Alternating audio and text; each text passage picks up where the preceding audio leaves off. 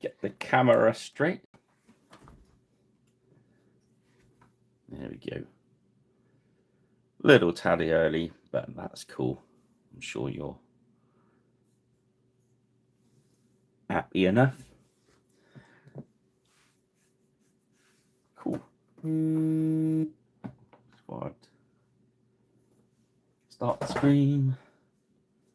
What's the last of my bits and pieces done?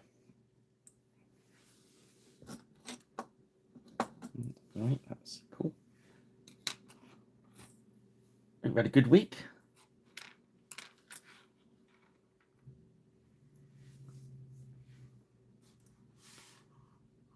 Let's put the light there, that's better. We zoomed in enough? I think we're zoomed in enough. Cool. Right, tonight we're going to paint, hopefully one, maybe two, with the French Knights from the Men-at-Arms pack. I've got the rest of the pack all done up, but obviously I want to do 10 tonight. So these are the last of the Écorcheurs retinues.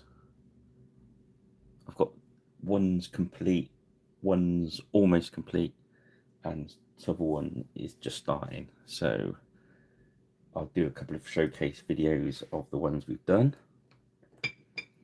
And ahoy! How goes it, Andy?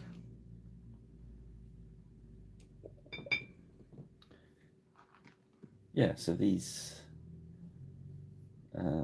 definitely two of the retinues will be at Partisan on Sunday, even though I did think it was Saturday until Rich kindly reminded me it was Sunday.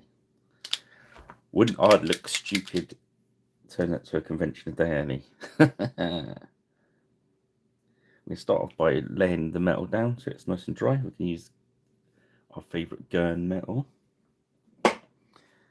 Remember to get a rubbish brush. Obviously I've done the undercoats as usual. Yeah, a bit tough. Busy. We've done the usual undercoat of black with grey Vallejo with the airbrush. And I've not done the, as you can see, I've not done the basing yet because I've not done the others, so I do it all at the same time. Which kind of makes sense. So hopefully get most of these done. Even in cubes. So yeah, so I think I'll say the English retinue is finished. The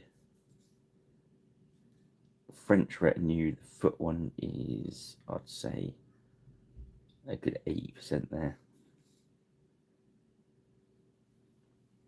So I'll finish that off tomorrow. Do a showcase for it and then take it to Partisan on Sunday. Hopefully, if you watch this video before Sunday, do stop by the Griffin Bee stand and say ahoy.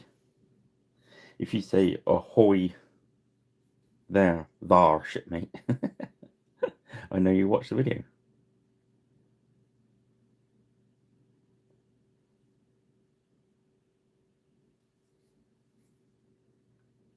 So yeah.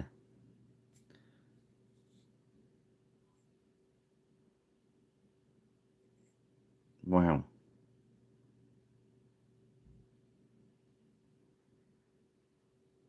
Evening, Rich.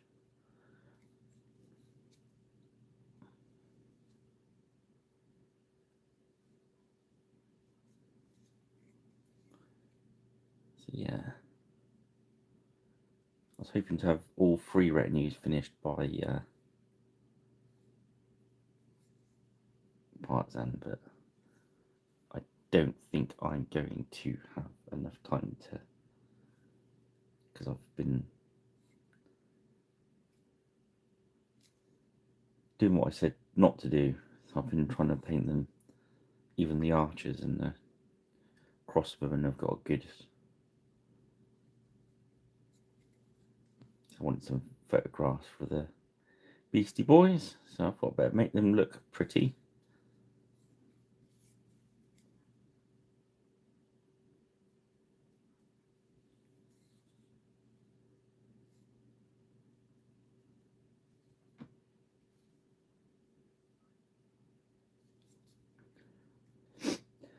So I thought, yeah, rather than try and paint 10 of these tonight, I'll do my utmost to get both these finished, but I don't think I'm going to get both these completely finished.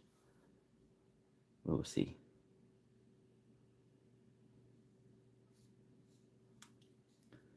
Just a little bit of flash underneath his arm.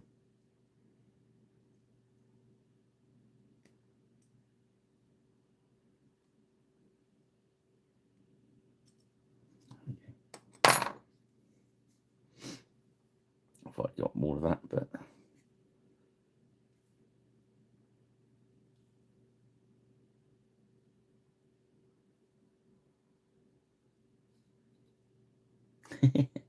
you could do something for that. I found the all the cards and everything in one of my drawers the other day of not the Bretonian one, the old one. I think it was called Full Tilt. The one that was in White Dwarf originally, and it had some cardboard cut out tents and stuff.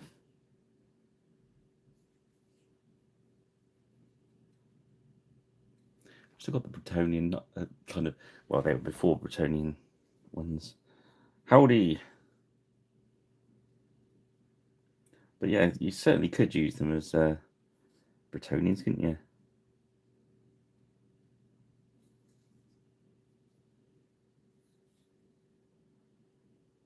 Or you could use them as 100-Year War French.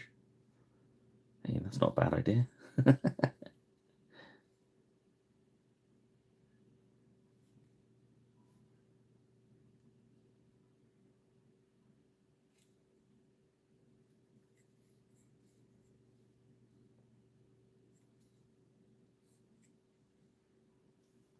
Yeah, so once the weekend's over, obviously it's always a bit hectic when you got to go to a show. I'll do a couple of short videos showcasing the other retinues because they're finished, or nearly finished. One's completely finished.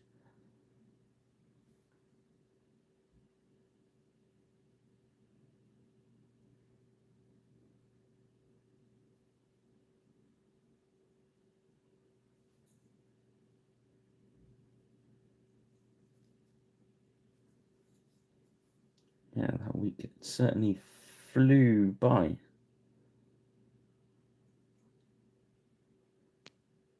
Really?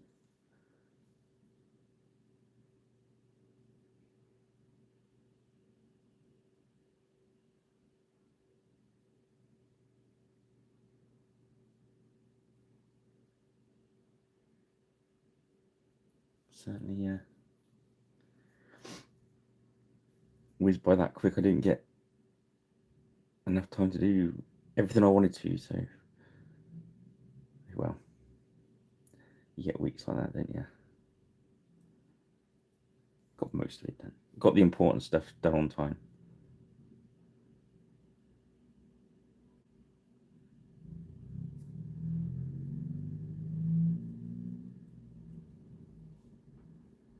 As you can see, this brush I'm using at the moment, I was using it for doing the bases yesterday, so it's pretty knackered. But say that's what you kind of want for the doing chainmail and metallics.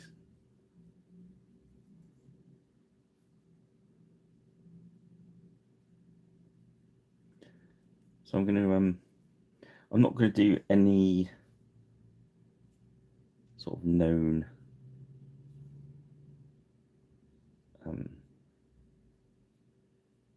heraldry on this guy. These guys, sorry. Keep them quite generic, because then To be honest, you can use them for... Oh yeah, sorry, yeah, I started slightly early, Andy. These are front rank miniatures from Griffin Beast. And they're part of the retinue that's on the Kickstarter for Écorcheurs, which is now done and dusted. But in fairness, you can order these up individually on the Griffin Beast website, which is kind of cool. So you can go on there and pick the exact ones you want, which is, rather than buying a pack of 4 and you get random ones, you can actually pick what horse you want, pick what, you know.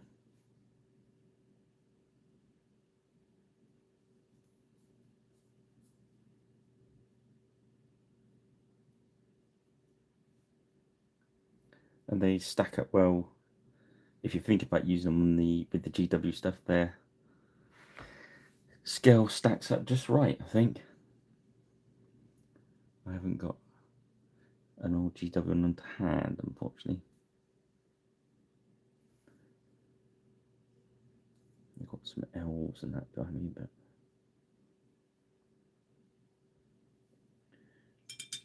okay. So I was thinking about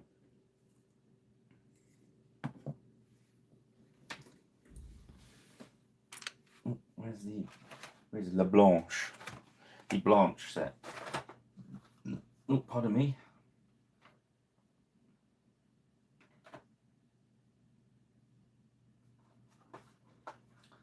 There's a green. There it is. In the deep greens, the usual deepest green is angel green. But in the Blanchy sets, there's blighted green, which, as you can see, is one off the bottom.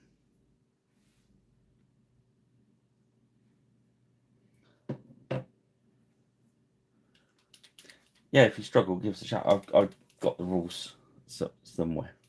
I know I've got the buildings and stuff. I expect you can find them online, the old ones. So this one is, I say, it's the Blanchy one, blighted green.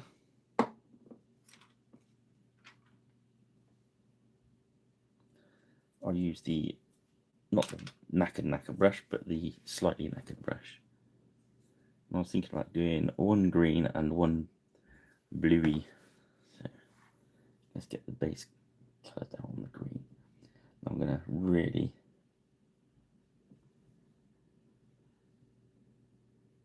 You can see how thin that is.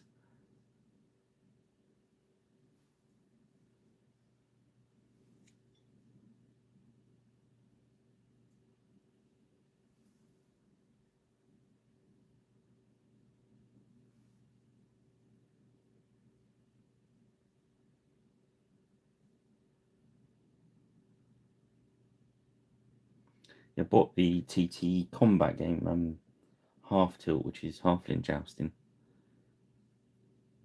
I've also painted the miniatures for the other one. I can't remember what it's called. Halfling Harefoot something or other. I can't remember.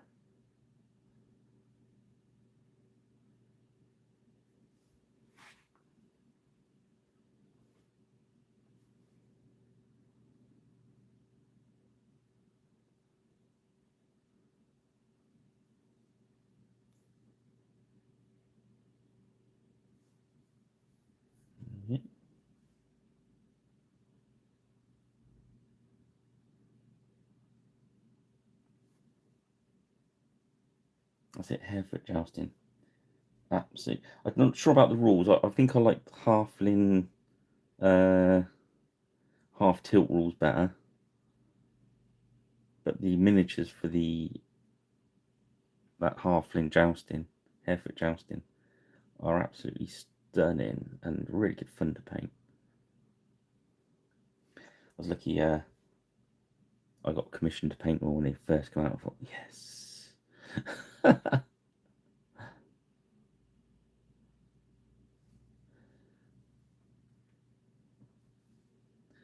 Goblin team is amazing. It's on like cockroaches and all nasty stuff, and the hobbits are all on like nice, pretty animals, and yeah, it's very good fun to paint.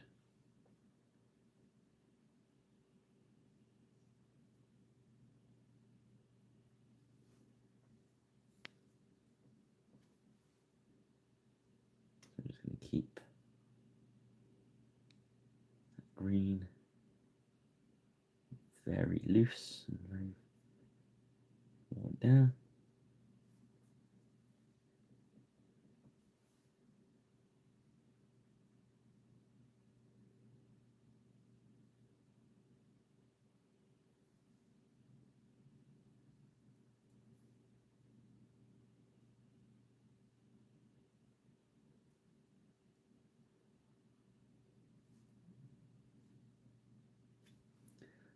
Yes.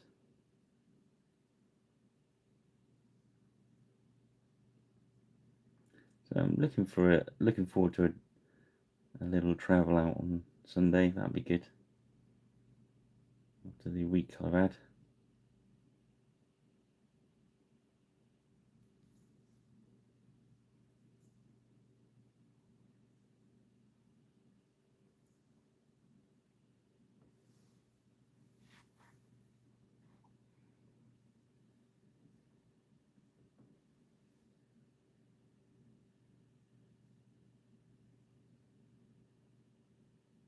So I get to talk to like-minded people.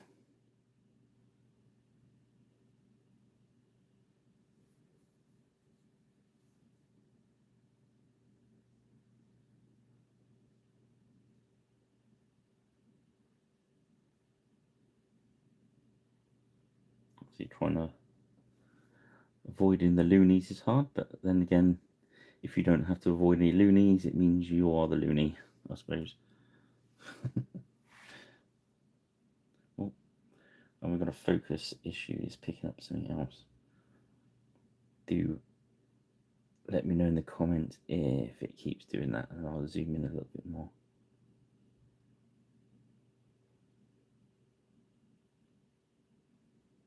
So say we're just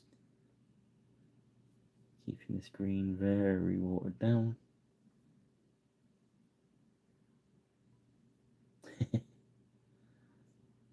Yeah.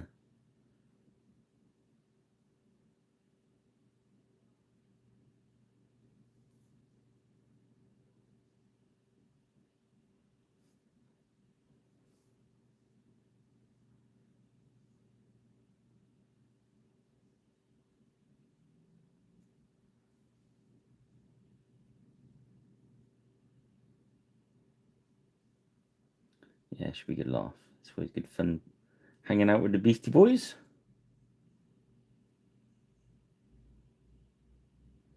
I'll be at the front of their stall.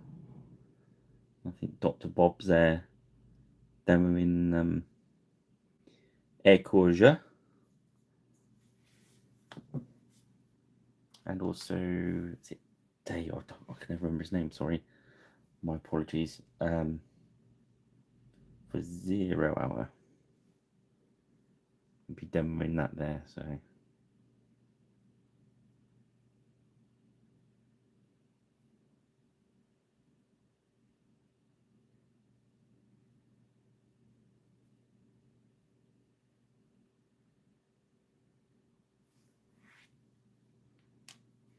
There we go. Right, the other one, we shall.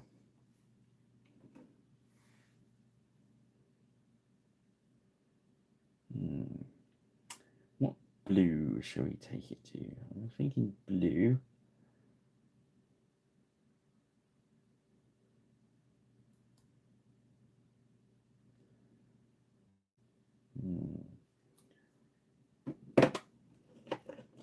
Take it to a dark blue, I think.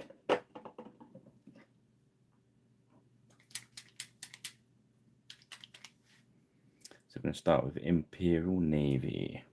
Imperial Navy.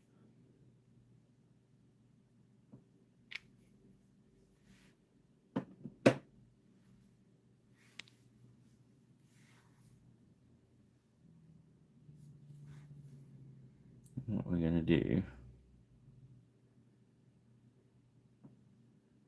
with this bad boy, we're going to put lots of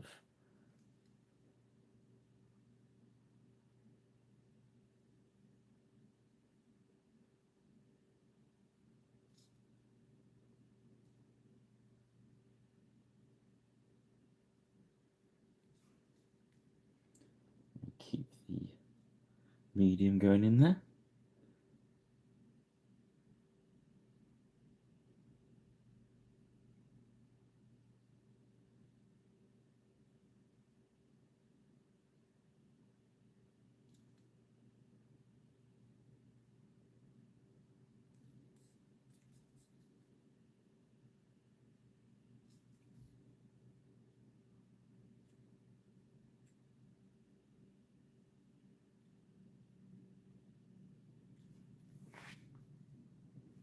If you're not sure to do this, go along, just paint yourself a guideline. So as you see, it's spinning a little bit because I'm using very thin paint, but hey,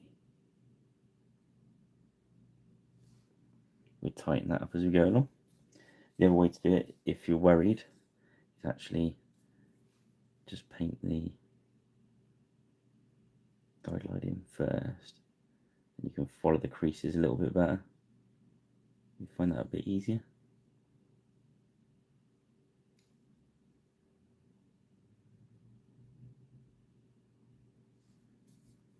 You see it strain a little bit because obviously I'm watering the thing down, but I've got the other colours going, so it's not an issue.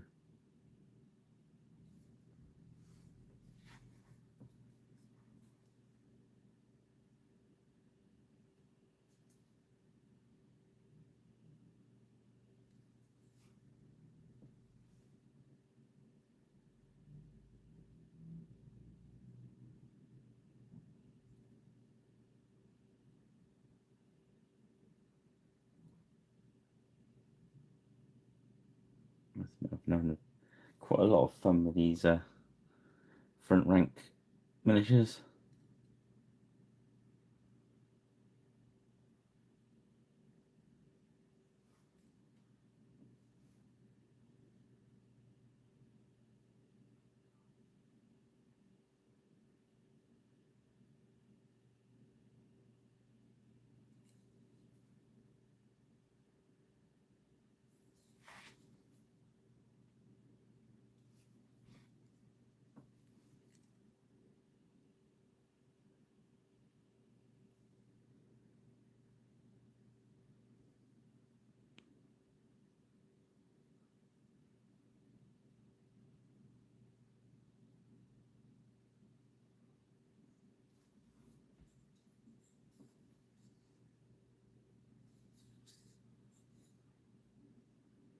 I always can't decide what to do with the head almost, whether to do like half and half or if just to do it one colour, but whatever floats your boat. I think you can even come down and all the way round. I was discussing heraldry with somebody I know who knows lots about heraldry, and it really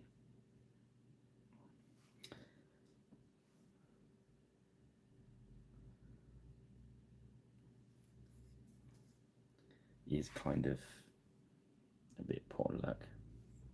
So what I'm going to do is across the top of the head, I'm going to do half blue and half white. Just ahoy! Just because I think it'll look cool. I think that's the way to go if you ever are stuck and you don't know what to do. Just remember, follow the rule of cool. So whatever you think is going to look cool, go for.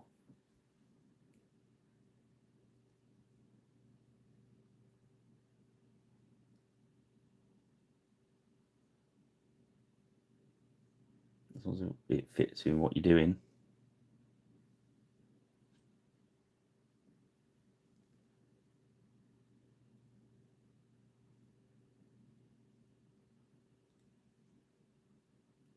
And You like the look of it?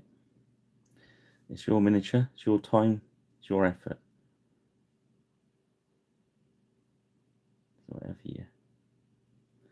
Whatever you want to do.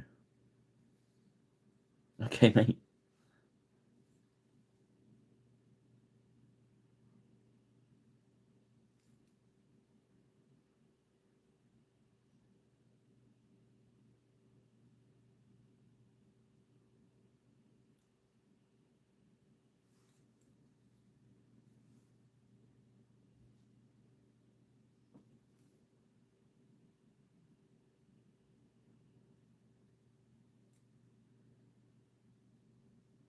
Just keep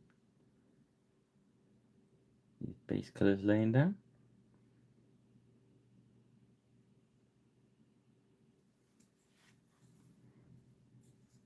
And I'm gonna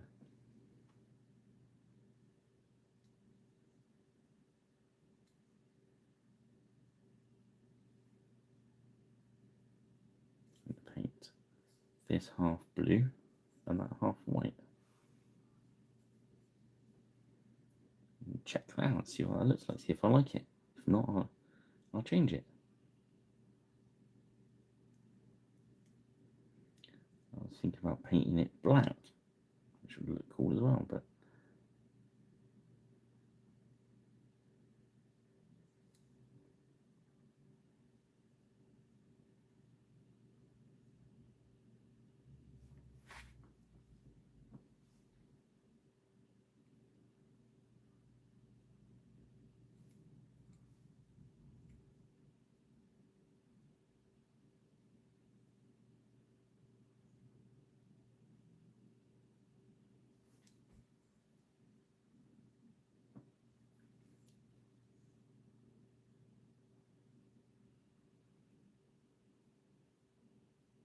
you'll have to see, well, yeah, we'll keep going as long as we can.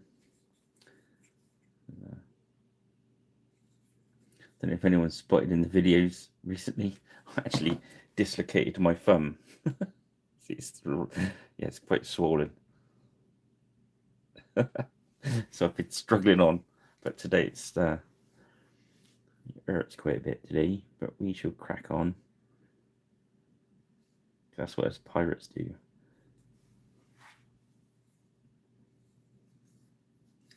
Yes, I think that'll look quite cool actually. Yeah, just do the.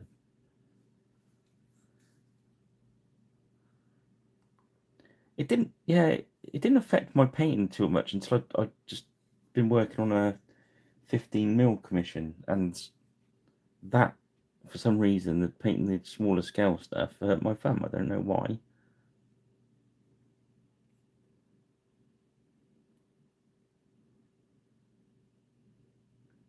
Now we block that, and we're just going to strengthen it off a little bit.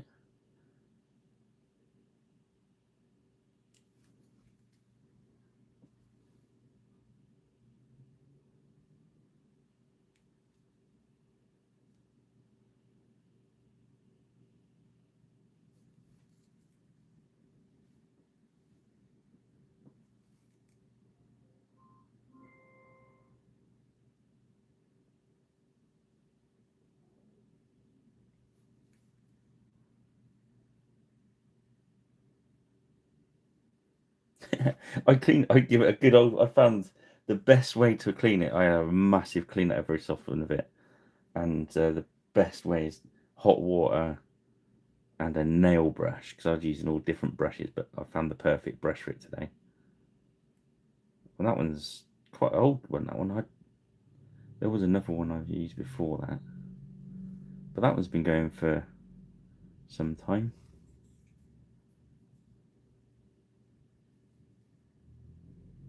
I noticed because I was giving away at show, I found some little ones I was giving away at shows, and I just noticed that Army Painter are actually selling them now.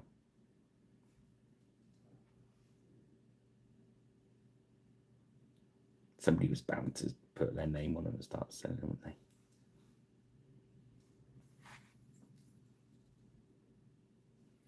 I'm going to use a brush with a point for this one. That's the broken brush. Let's get the one that's got a point on it. So I have to get in amongst it all.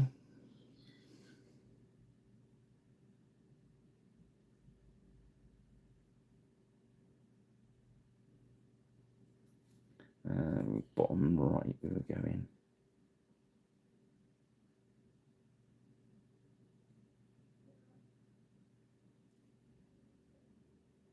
I think when you're doing sort of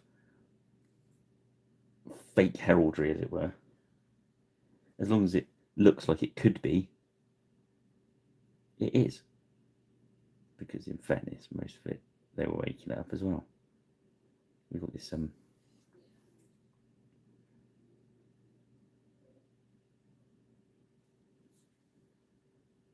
there's obviously some that are written down.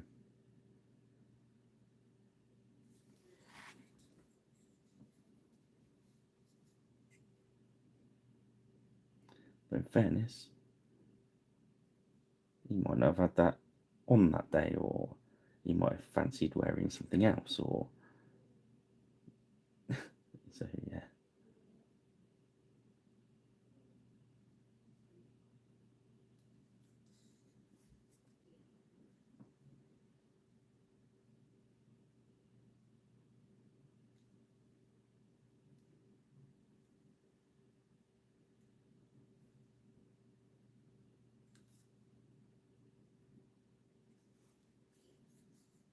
There you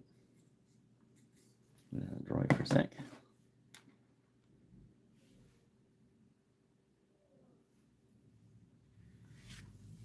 Let's grab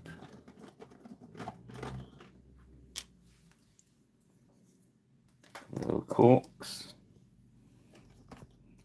a bit of blue tack.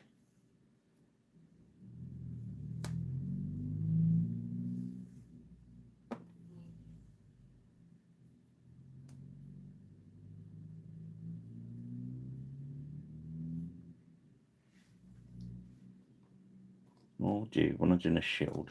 Because you don't want too much sticking to it, because you'll just end up pulling paint off. Or if you make them into a little pyramidy. And just gently push them on.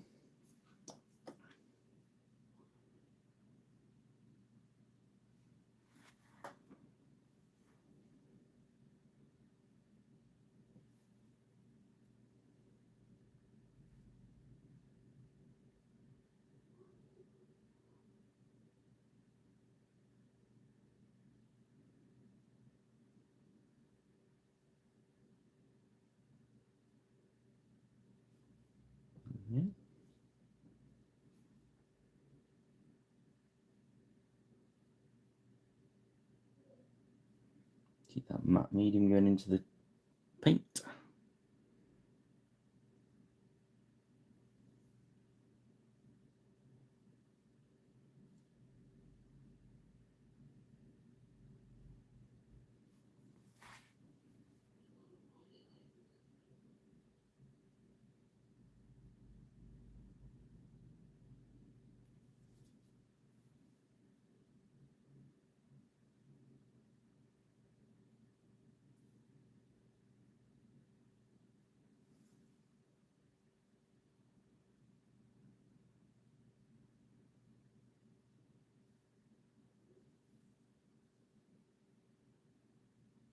Oh, I get you. All right, yeah, the toffee fees.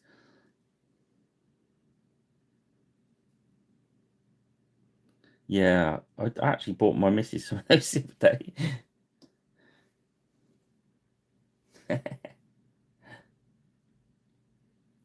Yeah, we used to use them back in the day. We used to use them as little pallets, or egg storers. You get like the ones you go in the fridge, and you put your eggs in them. Excuse me. Excuse me.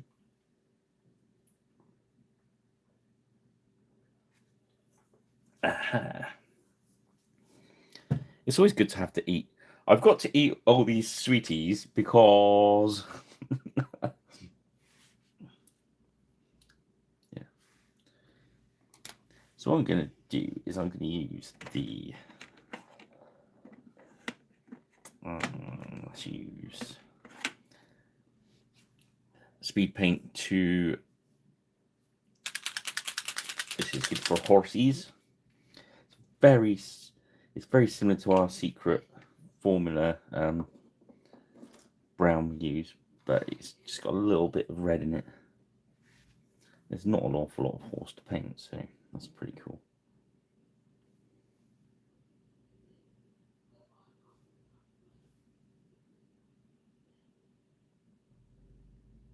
Let's throw this on there.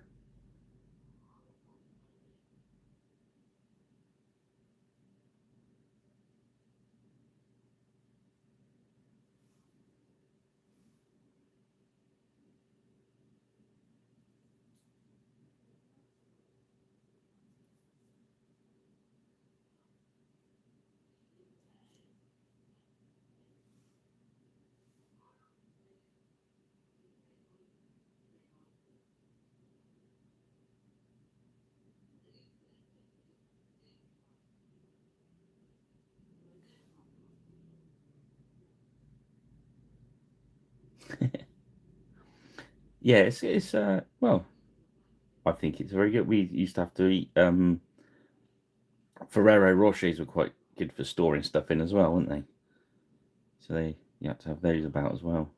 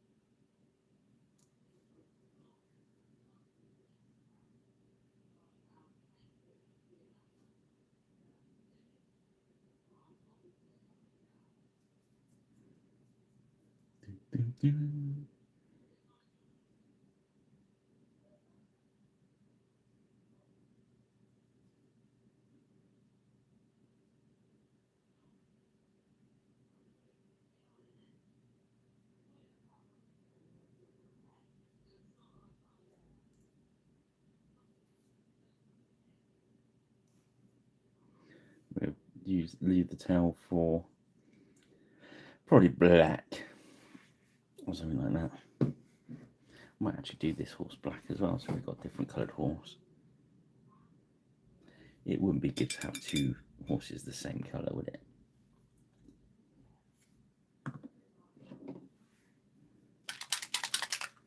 That would be dang laziest. This.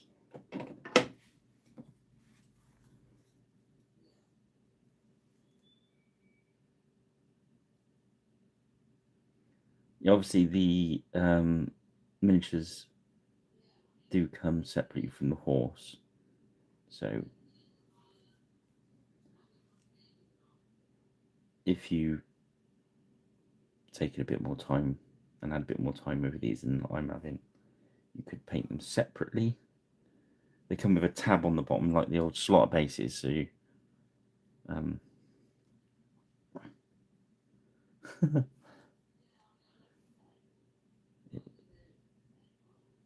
it does make it easier to paint the more complex. If you're doing like the King's livery or something, you want to go to town and do it on front and back and stuff.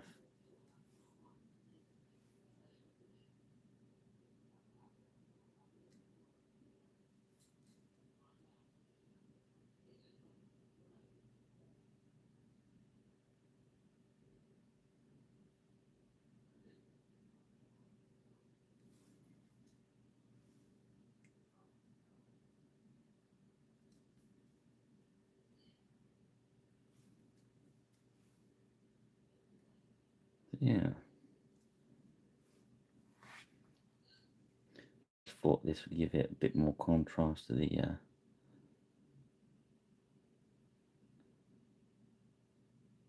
colours, if you know what I mean. But I wanted to get the under bit painted quite early on, because obviously if you make an oopsie, you don't have to do so much work to sort it out. A boopsie.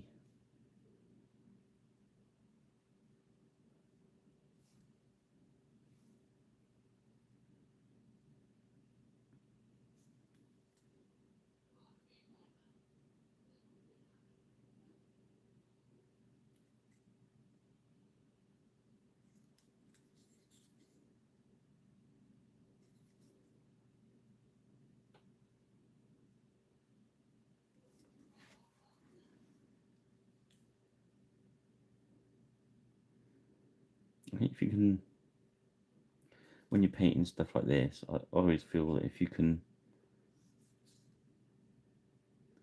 save time on the general like horse and that, you get more time to spend on the fancy pants bits, and that's where you make the miniature look best, if you know what I mean.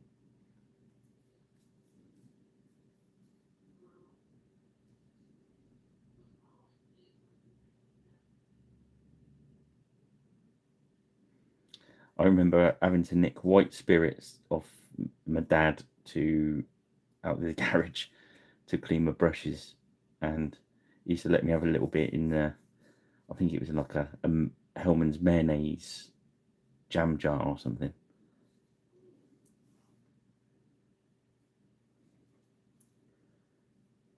Can I have some more? More? You want more? It's like the crawl. You want more? Yeah, well, that's full of. It's got a funny colour. It doesn't matter. I've missed a bit of chain now. It's just up in there.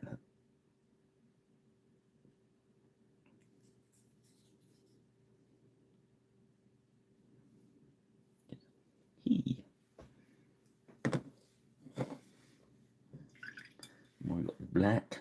We can give him a black tail. Or we can give him a white tail. I think black would be more fun. Just water the black down with your matte medium a bit. Hopefully some of that grey will show through. And give it some free shading.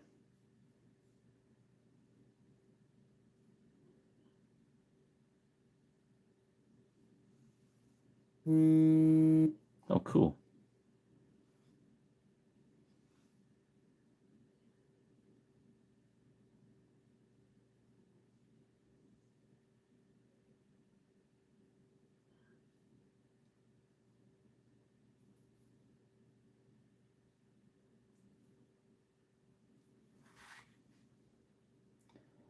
Get some thicker black just to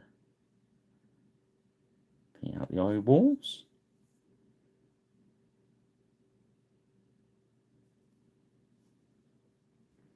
And a bit round the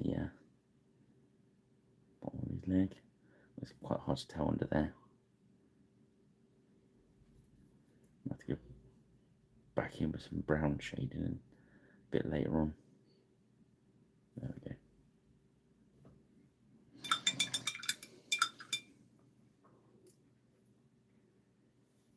Right, so back with the greens. Let's go to the next one up, which is Angel Green, which would usually be the start of your, but we've gone one tone, one shade darker already. That's my better brush. So again, I'll be wanting to get plenty of medium in there. And we want to be overpainting all this green, but just leaving the very darkest recesses. So we're going to the peaks, leaving the bottom of the valleys. We're even going down the side of the peaks. Sorry, we lost focus for a moment there, didn't we? Yeah, so over the top there. As we come down, we're leaving that crease.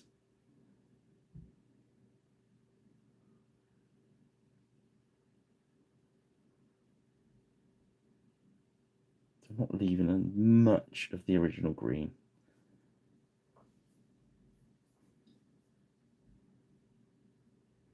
Which I used to find a bit annoying. But we're going for the overall effect, so I'm not going to go right up against the saddle there. But all these areas I'm putting completely covering, they're going to be high areas anyway. And keep the medium going into the green, just keep it thin.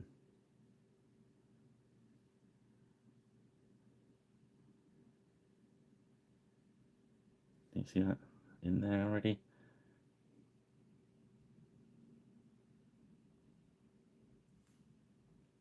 This green's lighter, so it's actually will darken down as it dries as well.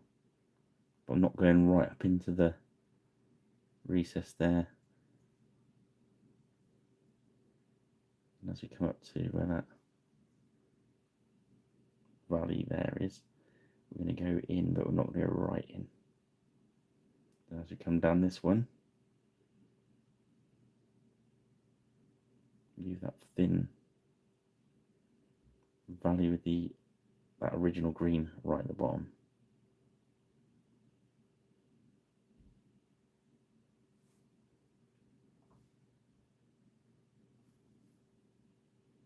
Again.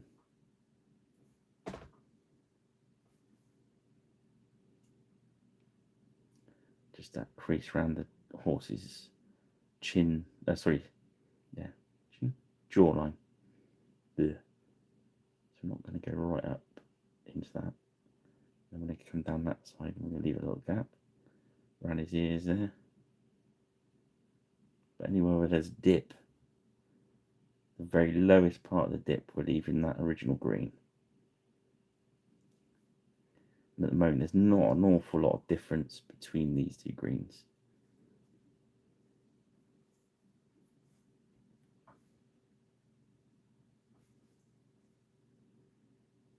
Okay, so not far different in that front bit there.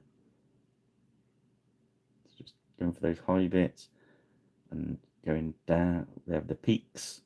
And we're going down into the edge of the valleys, but not right at the bottom of the valley. Put my tufts back in there to cheat.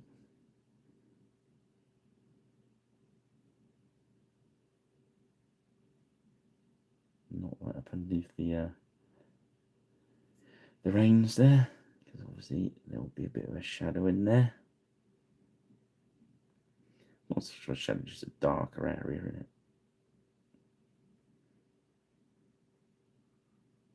I suppose shadow is the right word.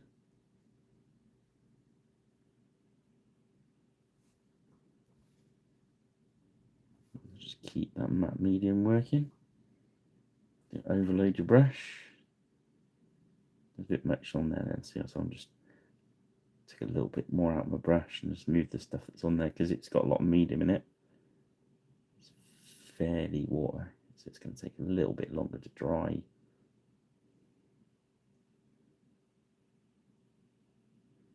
Especially because we're not summer anymore.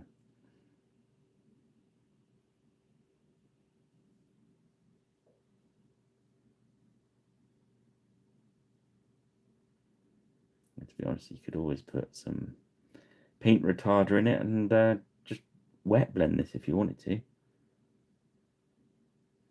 get amazing results.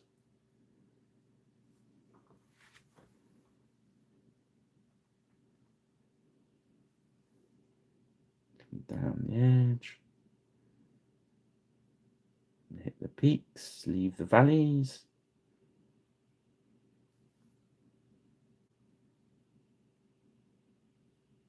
my Welsh friends. Leave your valleys. Not leaving our valleys, boy. Sorry, Wales.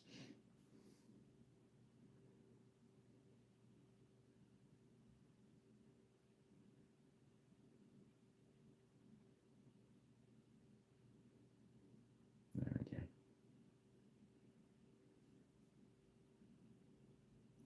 More on there. Sometimes you just go back and think, I just need that little bit of that original green just showing through too much.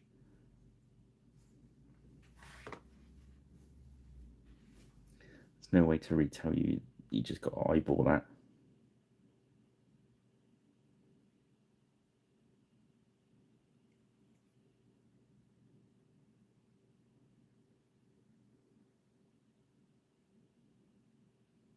And if you go too crazy and you lose all of that first layer, all it means is at the end, at some point, you may want to go back in with a dark green, like do it like a wash. You do it with wash or do it with the paint. It's up to you. But if you're doing it this way, you're going to end up with a better blend. That's what we're looking for, a nice smooth blend.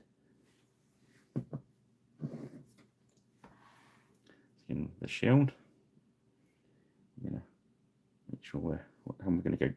We're only going to use down strokes from the shield. So we're going to do that top edge.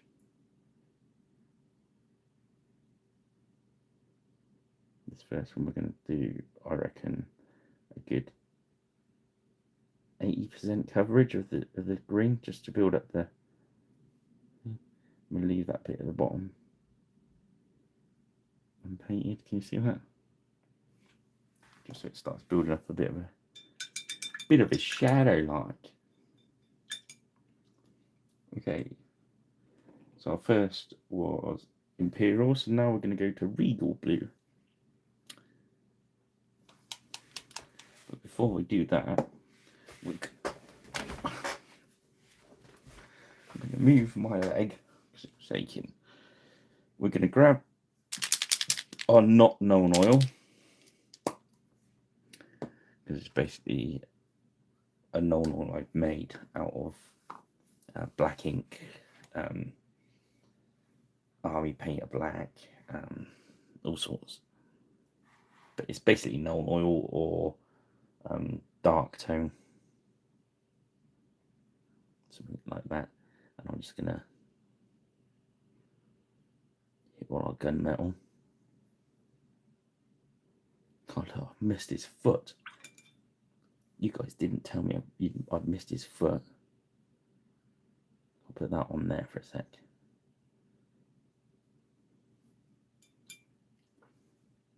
There's a bit too much water in my brush then.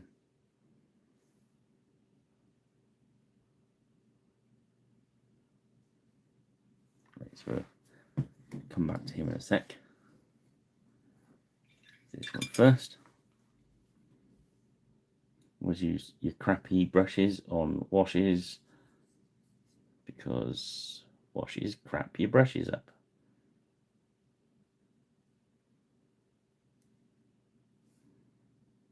So don't use your nice ones with a nice point. Once your point's gone on a brush, do what I do. Downgrade it to the washes and the metallics. And then once it's no good for that, use it for doing the base painting. And once it's done that, it's fair enough. It's fair play for the bin. So I have like a free stage brush. Recycling, I suppose. And I've got a pot of brushes ready to go for the schools, because they use them for putting glue on stuff.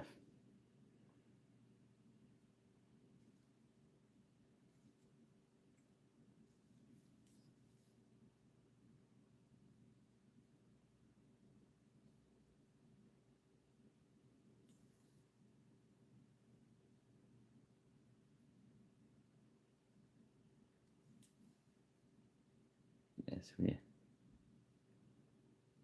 letting this black wash get quite heavy on the armour.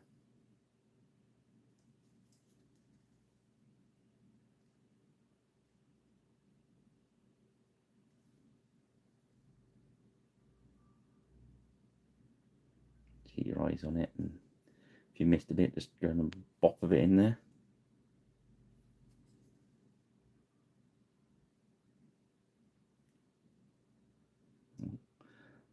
I think the autofocus is picking up my skulls. So what the problem is tonight.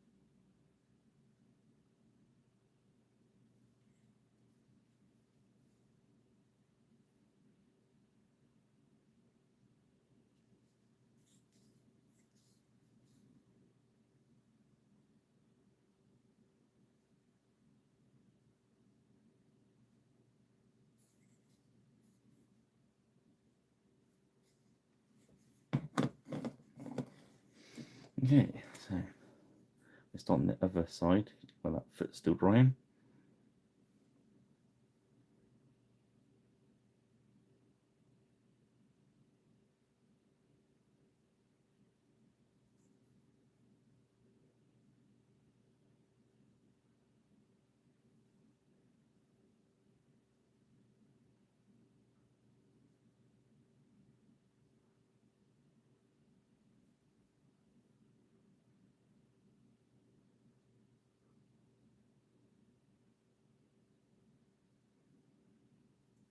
Just get it on board. Sometimes it's less is more and wash, but sometimes you just need to get it on there. This is one of those get it on there moments.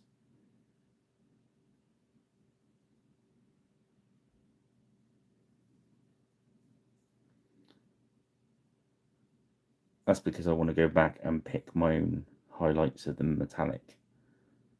If you don't want to do that, maybe skip this process or go really careful with it.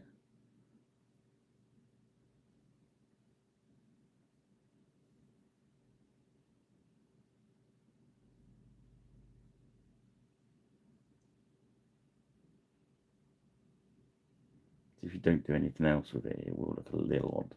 You'll end up with like tea stains.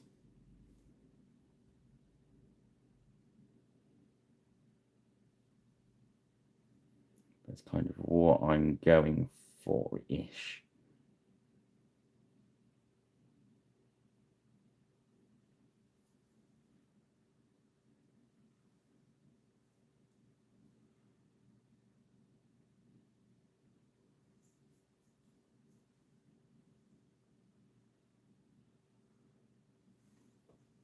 There we go.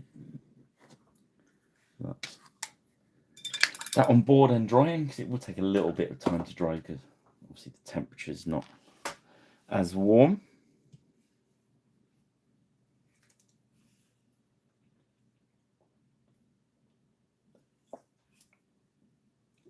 So is that the new Empire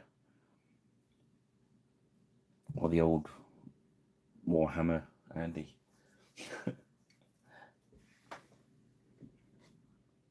There's quite a bit of difference, I think. Okay, so next we're going to do the blue next, aren't we? Haha, Regal Blue.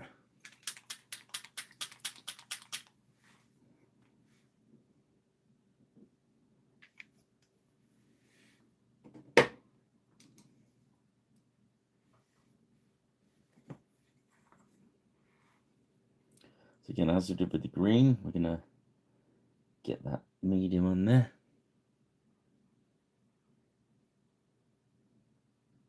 It's nice and loose. Now we're going to hit all the high areas within that blue square and just leave the very lowest part of the valleys the original blue.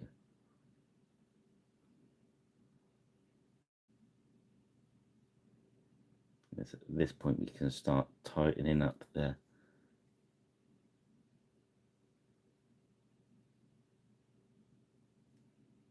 blues, if you see what I mean.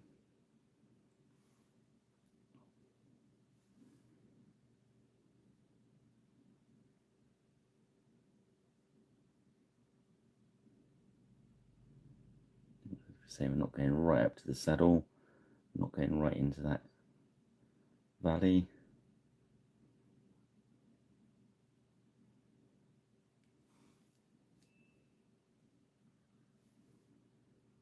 Again here we're going to go highest part.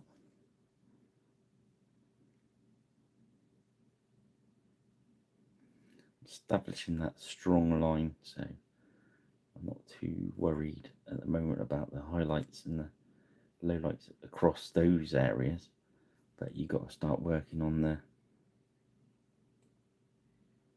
main bit of it.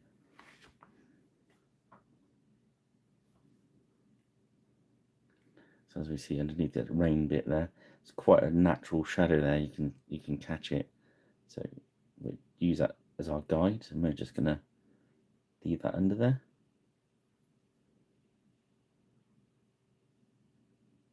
I'm just going to come down the edge there to strengthen that inner line. Then we're going to look for our peaks and valleys.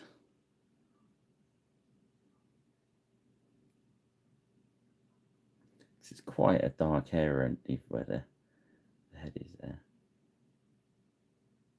So start establishing those dark pieces quite early. Across the top of his neck there's going to be quite bright, so that's going to be the area to work from. Leaving round the end of his jawline, not going right up underneath the reins there. That top bit is going to be fairly solid. Just sat there right in all the daylight. That's where we're going to get our truest highlight, is all the upward facing surfaces.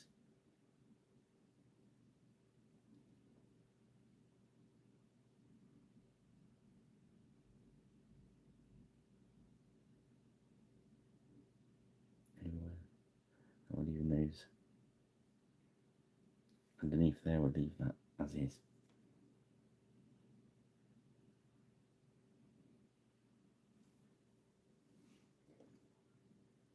I don't think I painted the green on him, on his body. We'll go back and do that in a sec. We'll just finish the blues.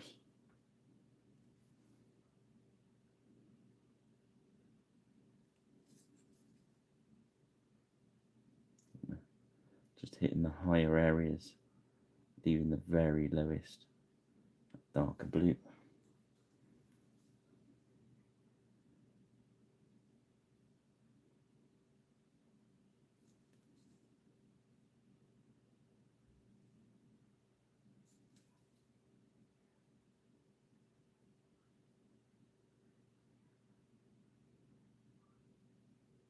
Okay.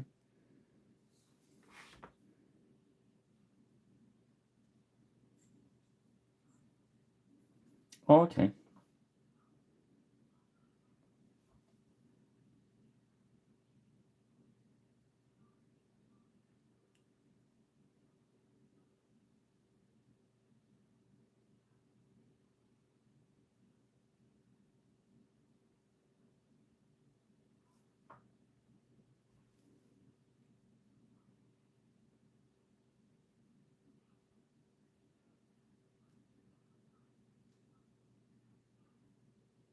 Just crisp those lines up a bit.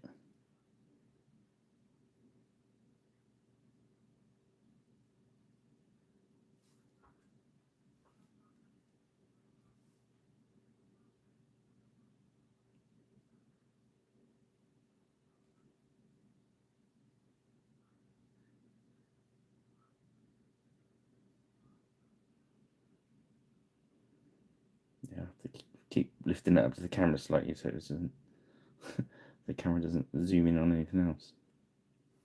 Once I'm pretty sure it's that. Yeah, it's picking up those as faces. Look. I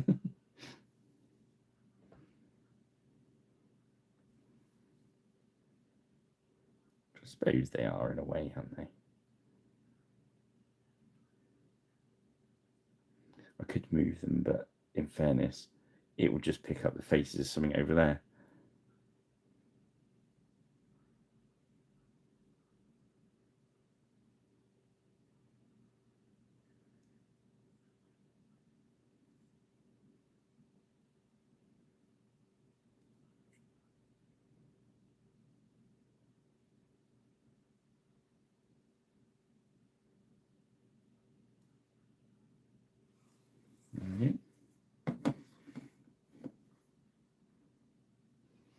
Okay.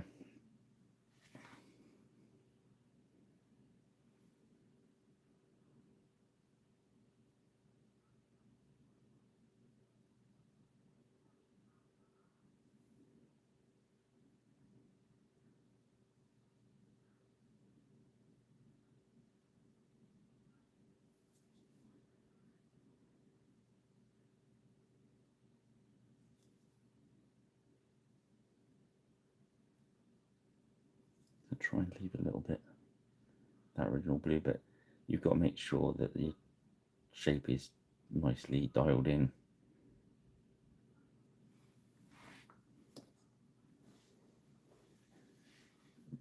Okay. So next we're on Guardian Green.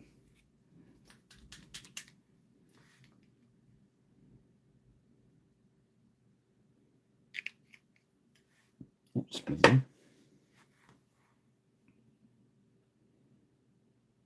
Again, we're hitting the medium in there.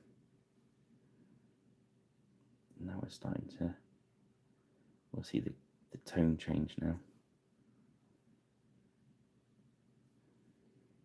And that's where you've got to make sure you stay to those higher points. We're still letting it go down the sides a little bit. We don't want to erase all our work so far. Keep it nice and loose. You're adding that matte medium.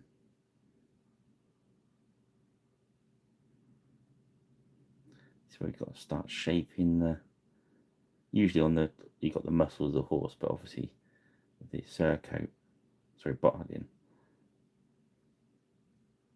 So it is a surcoat for a horse, isn't it?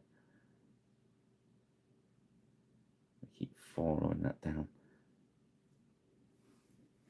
Don't be scared, because I mean I'm using very thin paint, so even though it looks very bright and a lot of paint, some of the darker paint's going to show through that.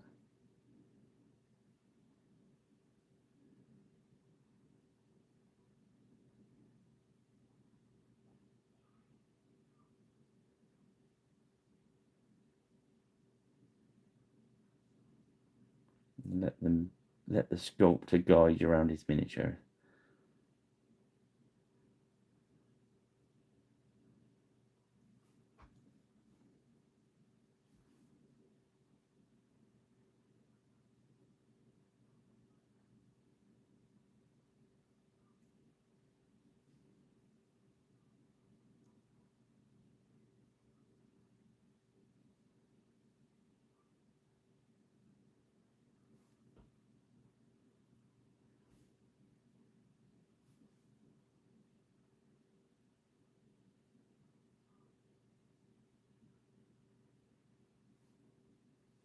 Oh, that's a bit too thick, the paint there, so I'm going to add a little bit of medium to our brush and go back in.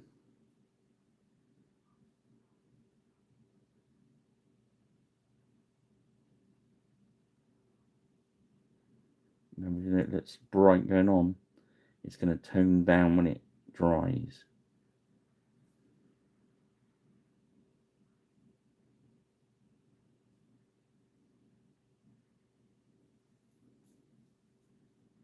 You see how dark that is? So but you can see how it's starting to go back in when it's dry. So don't panic.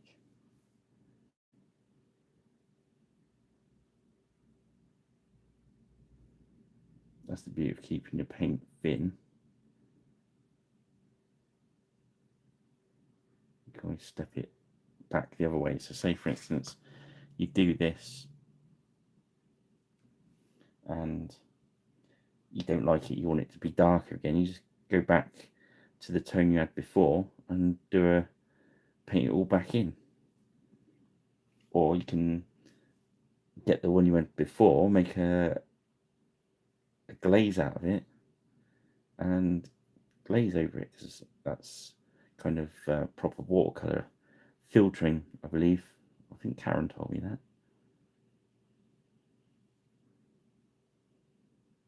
Glaze, filter, whatever you want to call it.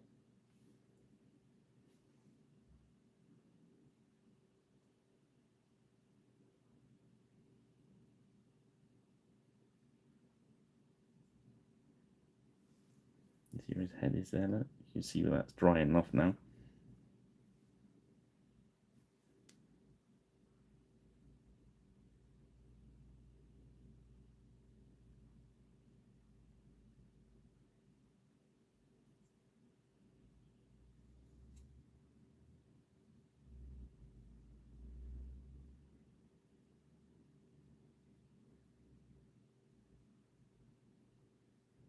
Love it when you're starting to get like a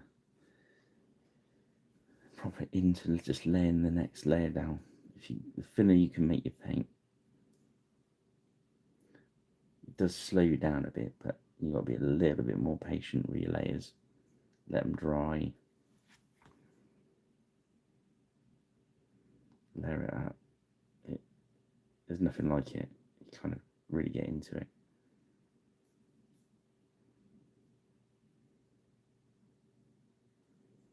Even though I'm trying to show you and encourage you to paint your miniatures, get through that lid mounting, I still think sometimes you've got to stop, smell the roses.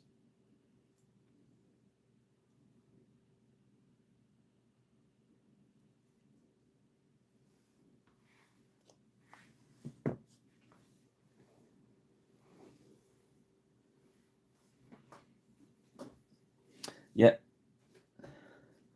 GW stuff definitely has the fluff.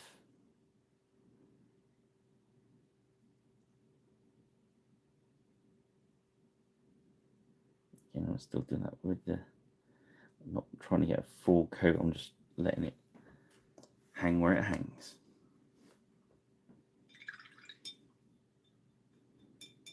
Next, we're going to jump back to the blue.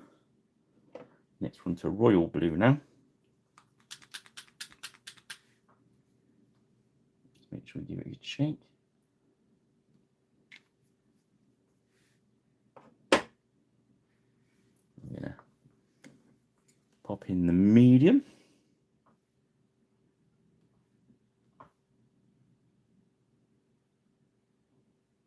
And now, because we've got the well established, so now we really want to stay on these high points.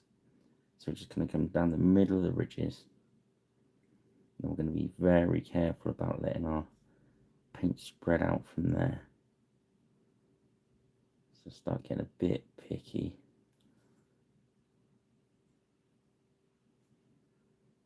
Think about where your light source is coming from.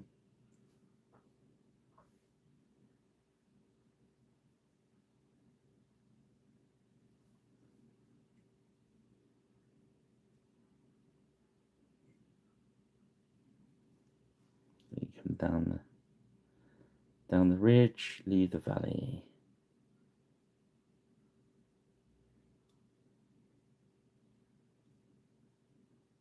And don't get into that valley. Just come nowhere near the edge of the saddle.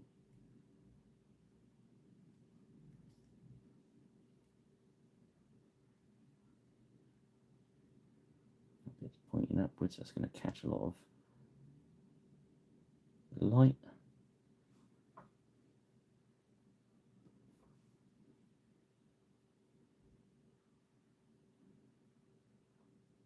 Sometimes just to strengthen an edge, you've got to break that a little bit.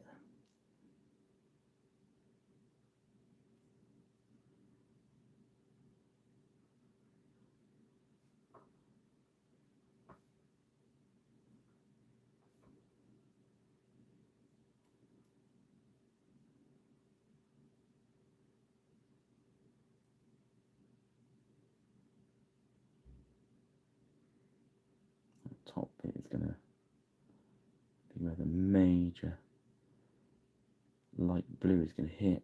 But don't go up around in the tail there, because that's a shadow. And as we get past the curve of the rump there,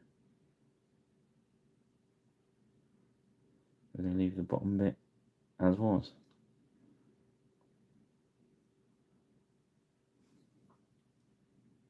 I just saw there, I'll just grab a bit of it. The light's really catch. I was looking at where the light was. You can see it's where it's wet, that it's showing you where to paint. It's showing you where your next highlight's got to go. Can you see that light across there? That's where our very top highlight's got to go. And there. I always use my lamp as where the sun's shining from, because it's where the light's coming from.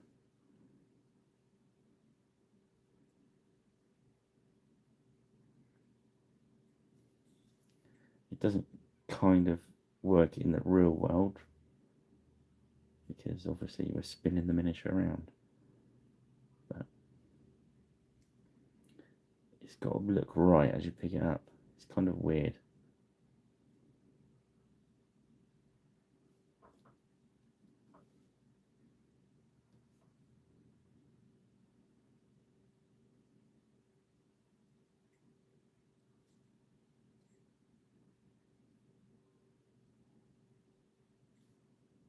I'm not going to put any of this lighter blue right up underneath its tail.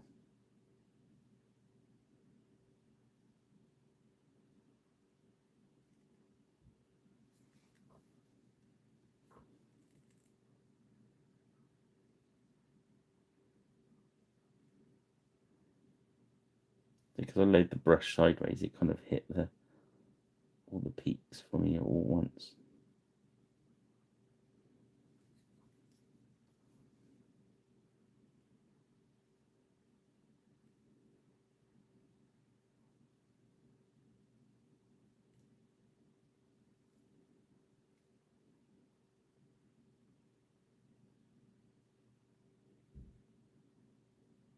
Right behind his ear there.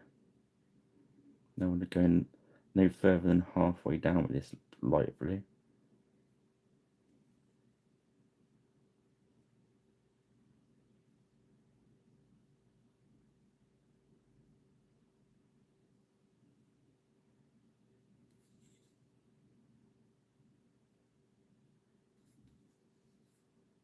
Matching it all in. There we go.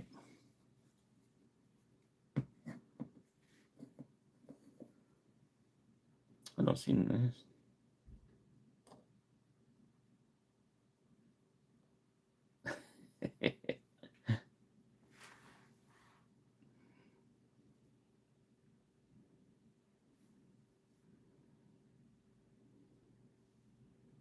And again, from the top down. So we're going to light blue across the top. I'm just going to flick it down. But I'm not going to go all the way down the shield.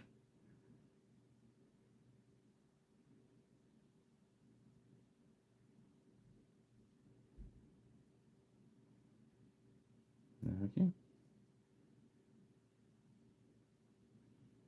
There's a little bit of something. There we go. Brush down. There we are. I don't think I did the lighter green on the shield, so I just do it across the top.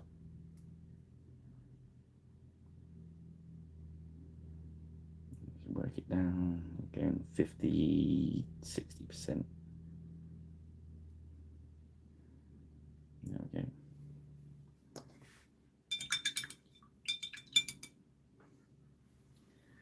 So next we are going to go to the next highest green, which is green skin. Now again, this is the biggest jump on these greens, I think. So it could be our highest.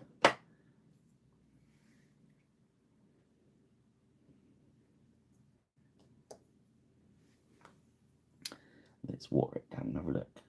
Sometimes if you don't like it, say don't use it, or use it and then go back and put a glaze over. Okay, so I've made that really watery now, and I'm going to aim just to come down the highest edges. So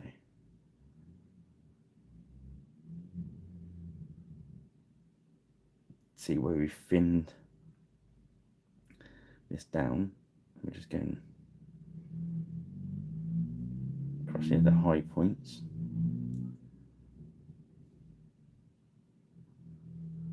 Don't go into those valleys at all. A little bit across the top.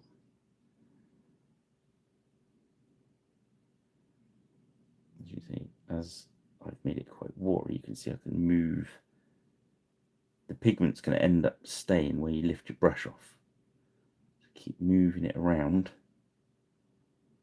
until you find where you want it.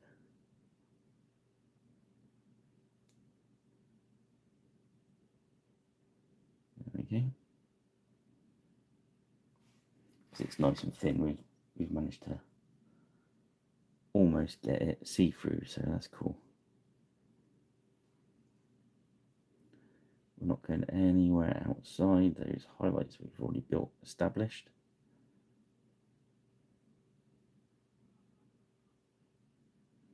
And remember, the paint we're putting on now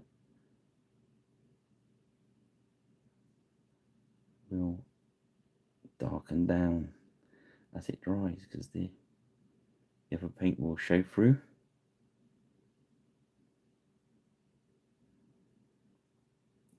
That was just a bit of a harsh edge on that one, so I went back where it's still wet with a wet brush just to take any of the harsh edge out of it. So you've got quite a big lump of it there.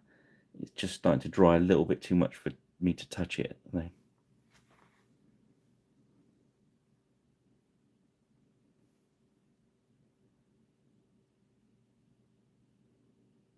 of his neck. Maybe about 30% down.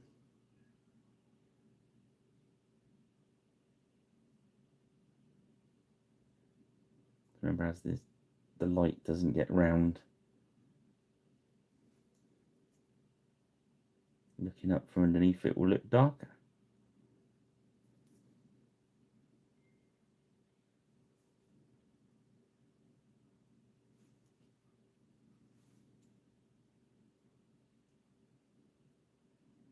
We've got plenty of medium in this. You can kind of work the paint round so you kind of get it where you want it. That makes sense?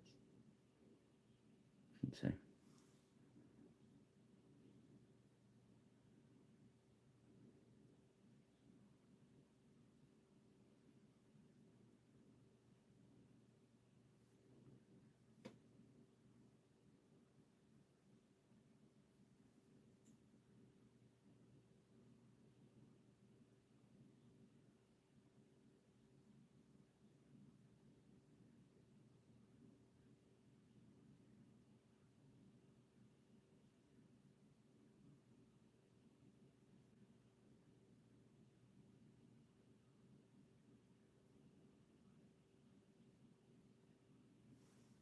Okay.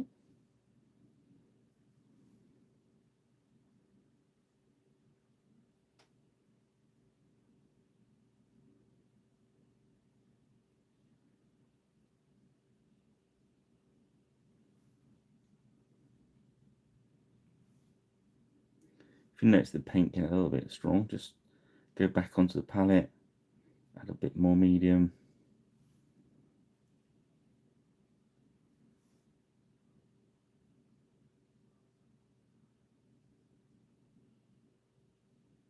Might be you got too much paint in your brush. Maybe wash your brush out. Go back into your thinned paint, that sort of thing.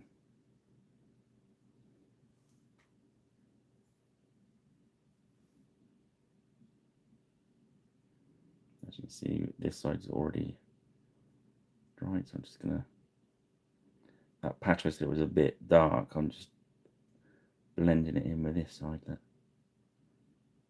end up with one nice area rather than a blobby bit. As you can see, on these areas that have dried now, compared to the ones that haven't yet.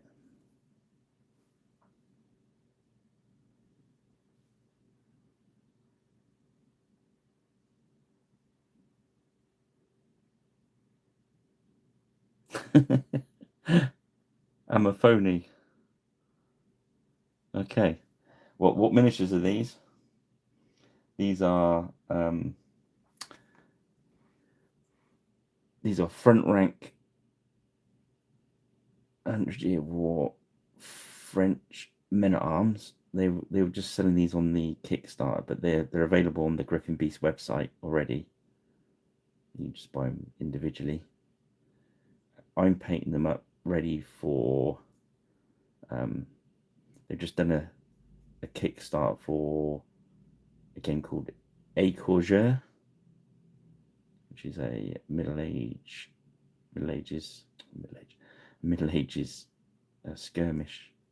narrative skirmish game.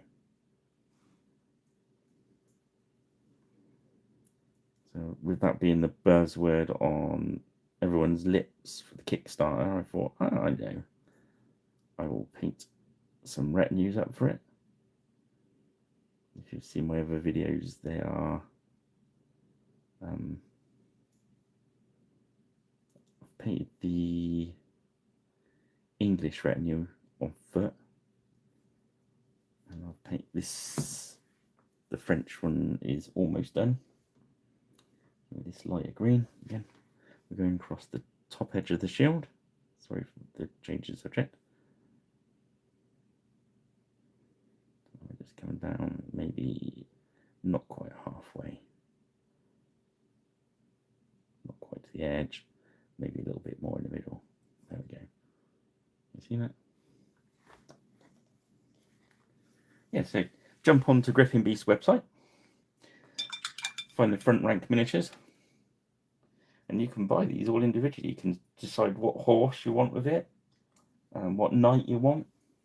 They've got some different funky horses, so that's pretty similar. These are all off the Kickstarter, but they're all on the website.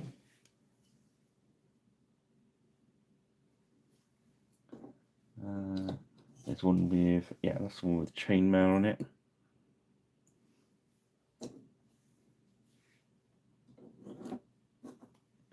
So I'll do hopefully next week I'll have a chance to do a showcase the ones already painted.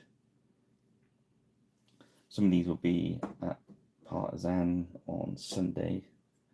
I like that one as well, rearing up.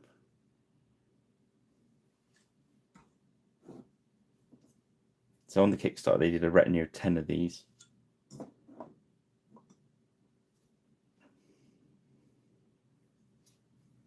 What we got? And let's grab. These are some of the foot French that I've been painting. They're nearly done. That's the captain. I'm fighting against the focus of my. And their crossbowmen are great. So these are not quite done, not finished yet, but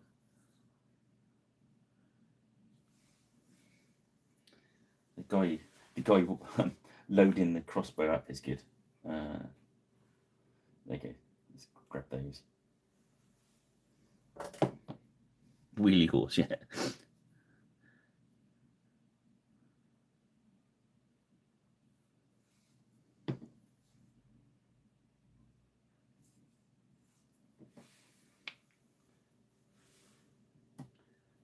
there. So there's those guys, and you got the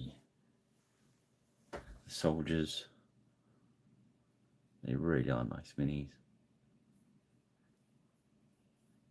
But I say I'll do a video of these when I've done. The other ones are over there, so I will get painting again. So let's do the next blue. So we've done royal blue, so let's go for crystal blue. Can this be our highlight blue?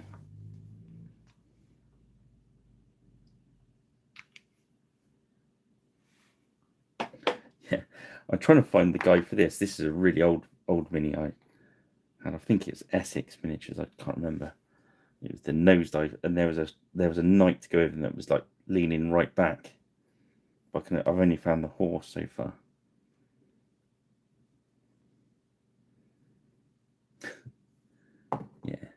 Yeah.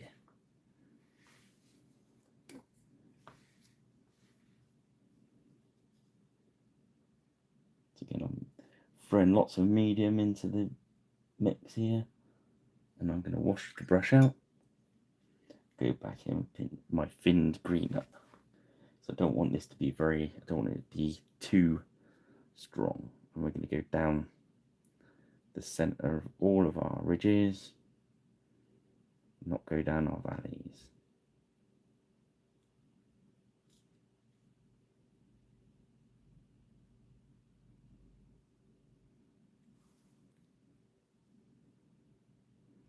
Yeah.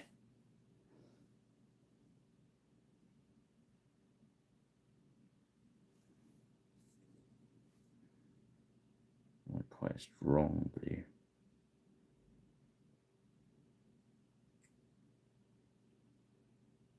As you saw on those crossbowmen, I've done a lot like the blue livery. So I thought, okay, we'd do at least one night in the blue, similar to the archers. So crossbowmen.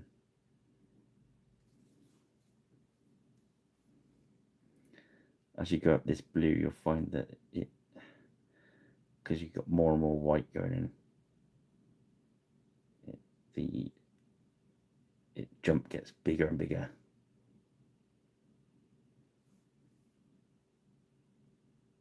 To the point sometimes I've actually gone back in with a wash. Yeah.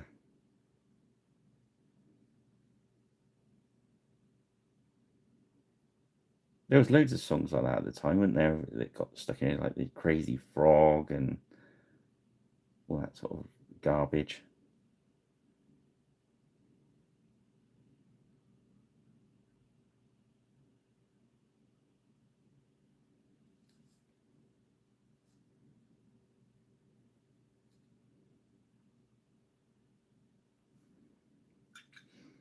Well, that was quite loose. It actually jumped into the oily slot there. So all I did there was wash the brush out, go back in with a clean brush and just wick it away.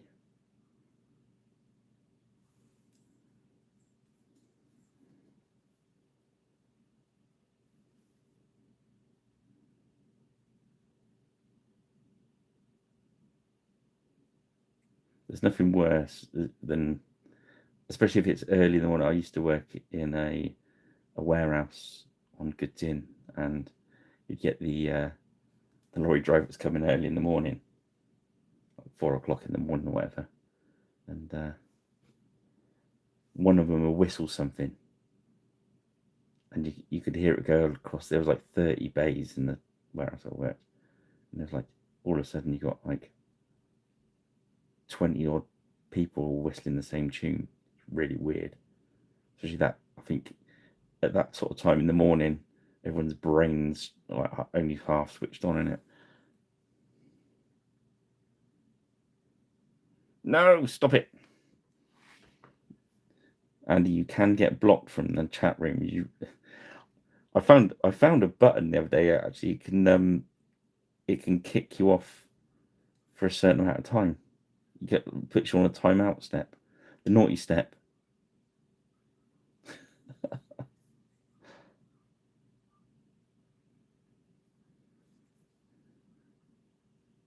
You see where that white and the blue is really showing up on these, so I might have to wash that blue just to get rid of the tide marky look.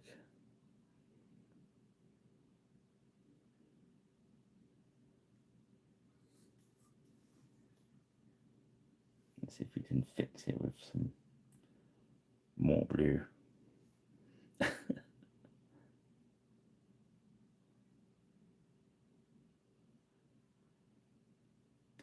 I tell you one that was got into everyone's head that in the end it made you want to throw the radio out the window was the Bryan Adams one, wasn't it? Because it was at #1 for so long. Everything I Do. Bad film, bad song. Saved by Alan Rickman. One of the best ever sheriffs of Nottingham. So what I'm doing is I'm just thinning that blue out, and I'm seeing if I can just hide some of those harsh edges that I made. There we go. Just blending them out a little bit. Well, right that side, it just seemed that.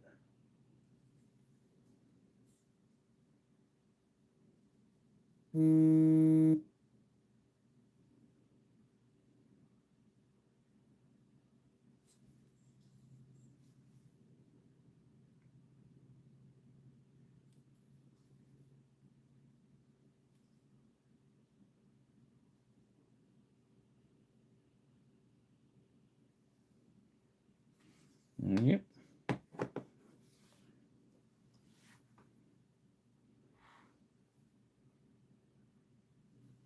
I'm going to go across the top edge. I'm going to pick out.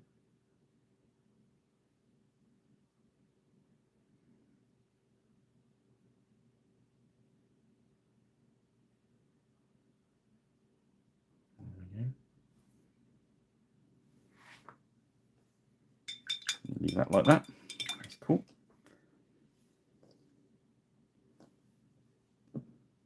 Let me push the green one more. Let's go. Let's try it. Eternal Hunt. It's got a lot of yellow in this one.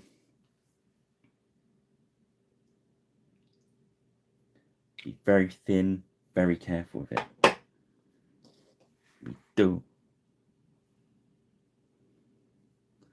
We don't want to mess up our blends. So really thin that right out. Wash your brush. And I just want to go right down the middle bit,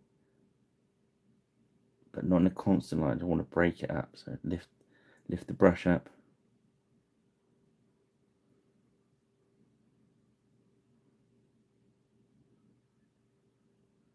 Remember where our lights were shining earlier? Where our lights were shining. And you can really see how thin this paint is, so that's cool. I'll put even more medium in it. Staying right inside. Too much pigment in that. That's better. I'll just spread that out a bit.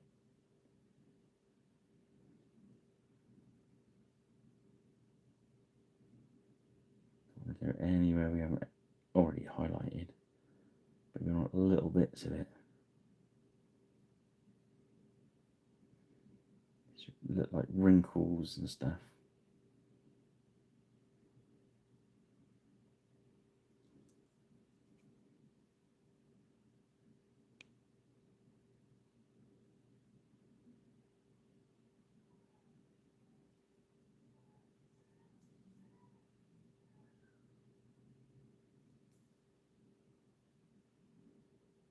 There we go.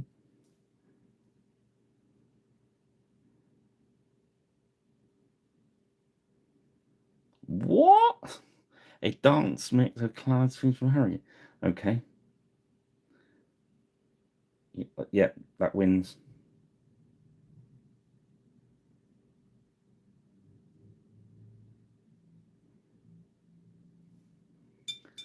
There's a bit too much pigment in that area, so I'm going to wash my brush out, take some medium. So I've just got some in my brush, and I'm going to go in there and add medium to it. I'm going to blend it out, sort of wet blend it out. Can you see what's going on there? So I've taken that harsh edge away. Each time I'm going back with a dry brush and just working it away. There we go.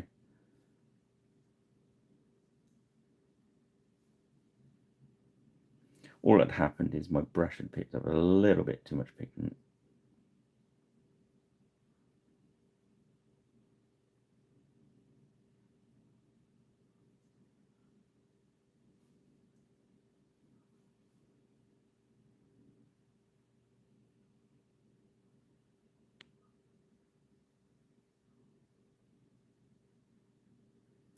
Okay, you can go as far. Keep going, keep blending. You can blend all the way into the yellows if you want it to. And if you've got a yellow, if you make a yellow glaze up, put it over the top of your green, that always looks spectacular. Okay, we get a little bit of this, and we're just going to run right across the top of the shield and just all the way across the top. Just a little feather it in. Maybe down the middle just a little bit. Okay.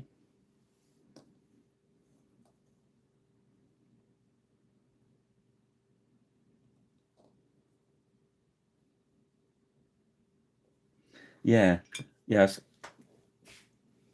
You should be able to start, now it's drying that.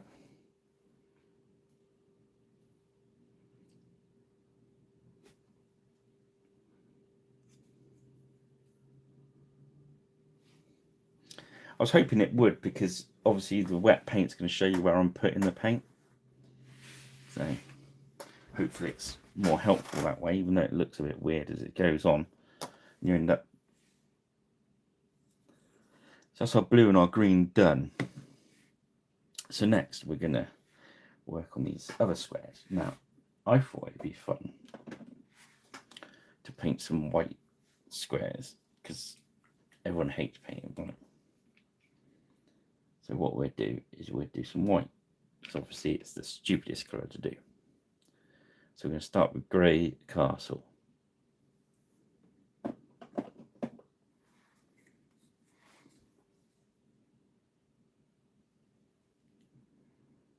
Thin it out a little bit.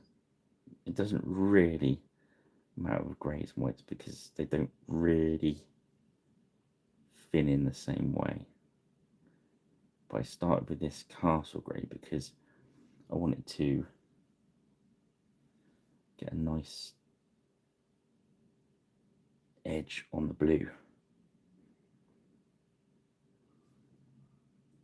So I don't want too much medium in it as we get to the edge of the blue.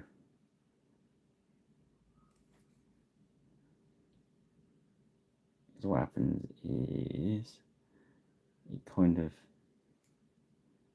goes into the undercoat and splodges out a bit.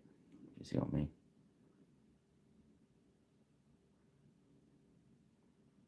I'm not worried about getting perfect coverage on this first go round. I just want to get a nice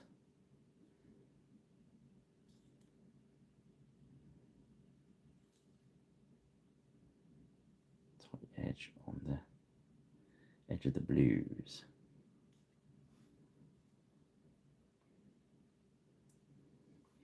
Could have done the white first, I suppose. Haha!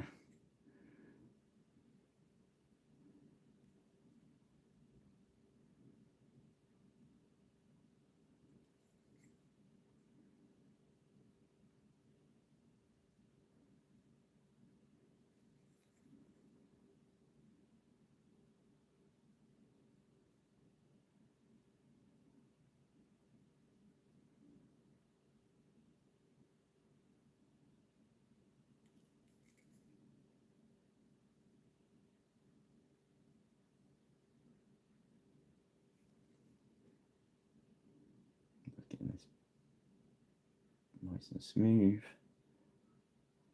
There we go.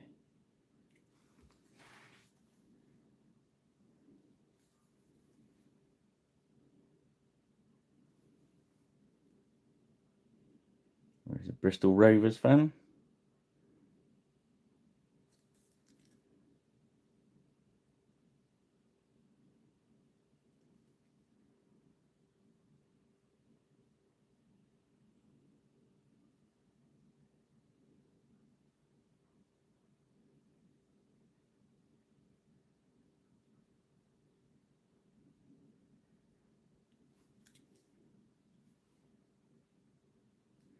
It's really weird. This is a lovely grey.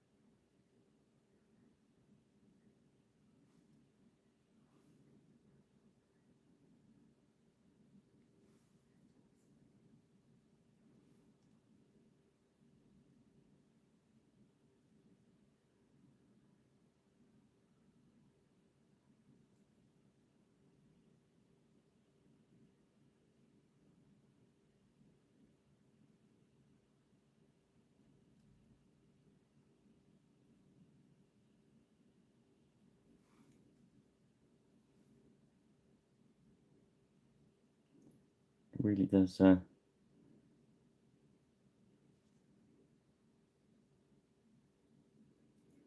a good checked pattern.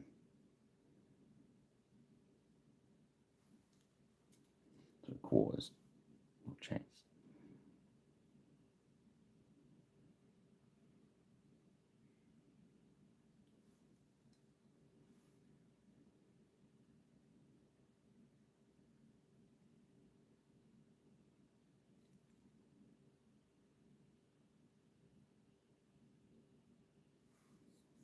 Okay. Starting to get there. Where are we? Hour 49.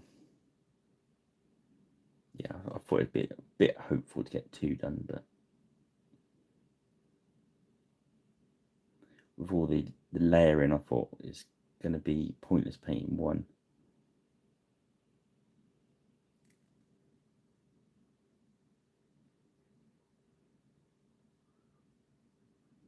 I'd rather have 2 nearly done than 1 nearly done, if you know what I mean.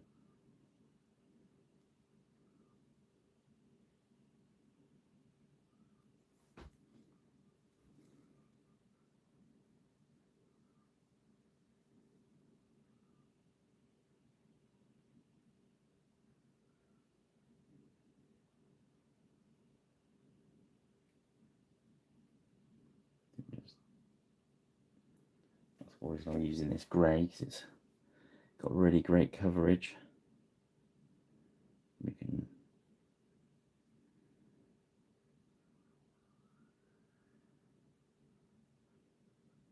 bend these lines around until they're in the right position for us.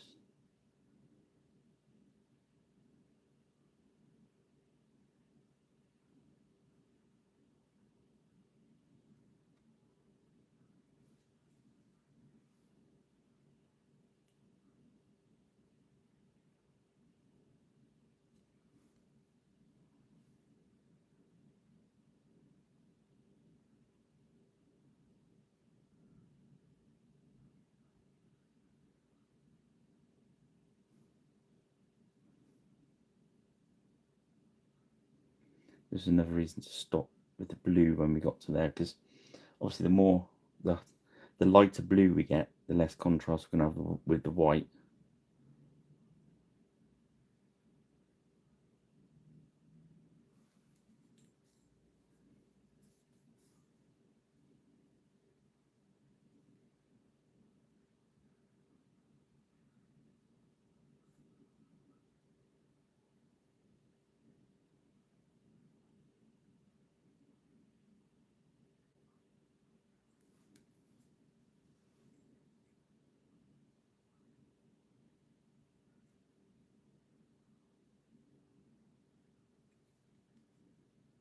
Shows how different the grey undercoat is as well, doesn't it?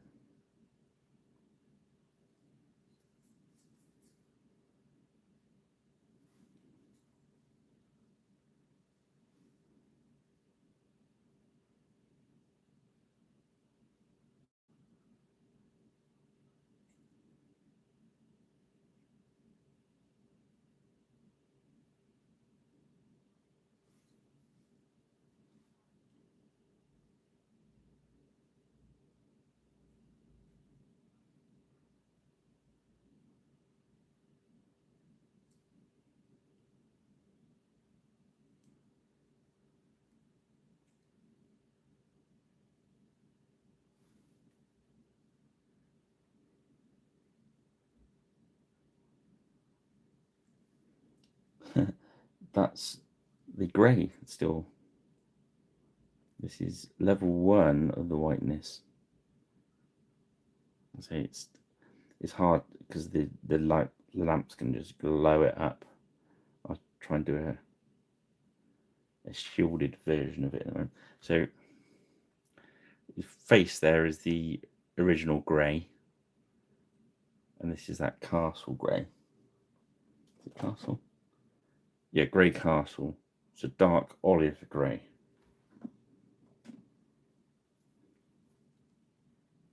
This is going to end up being the bottom of our valleys. So this is our shade. I want to use this so we could get a nice edge against the blue. So we've reshaped these. See what I mean?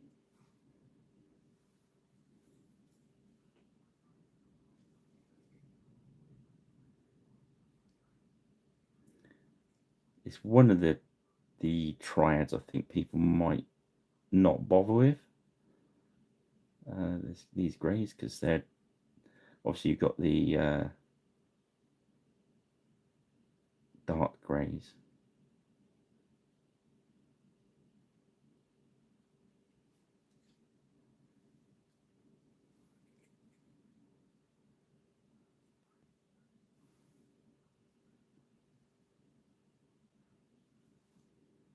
Just gonna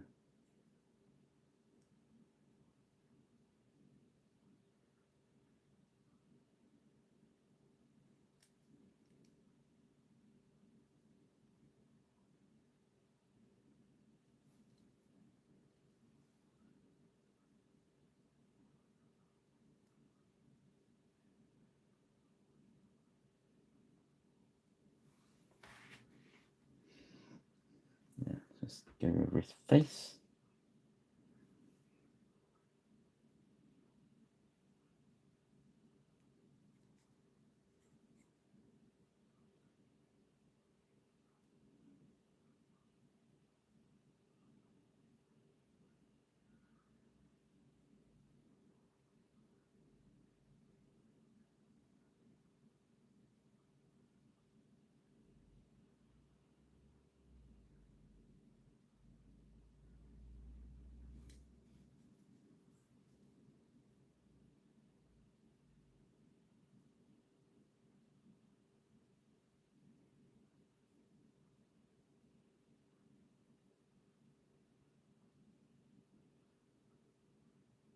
There we go, just trying to be a bit careful in there.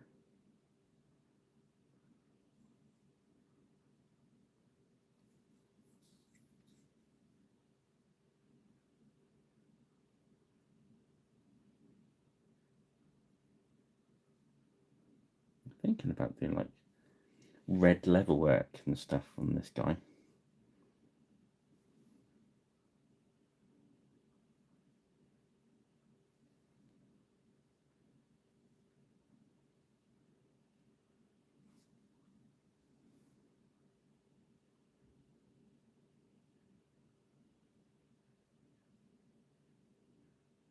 The saddle. Now just do the shield. Right. They are really good. They're good for mixing paints as well. Wow. If you ever mix it, if you want to mix some paints, they're an ace for that.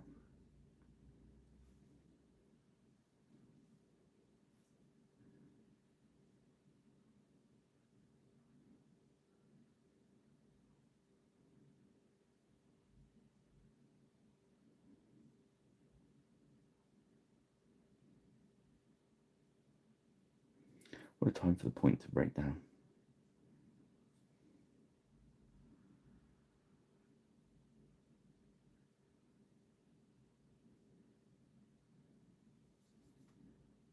We got it. We got it.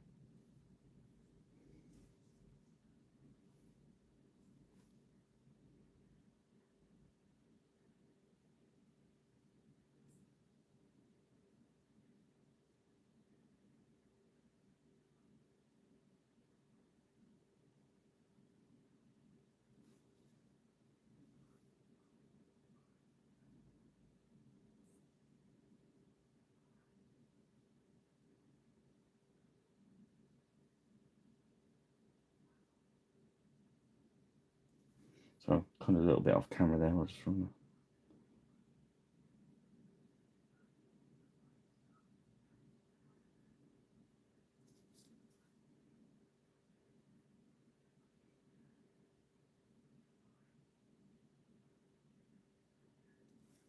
I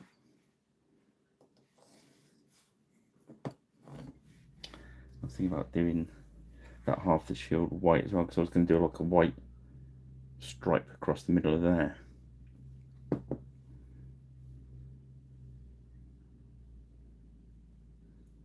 That would be very cool.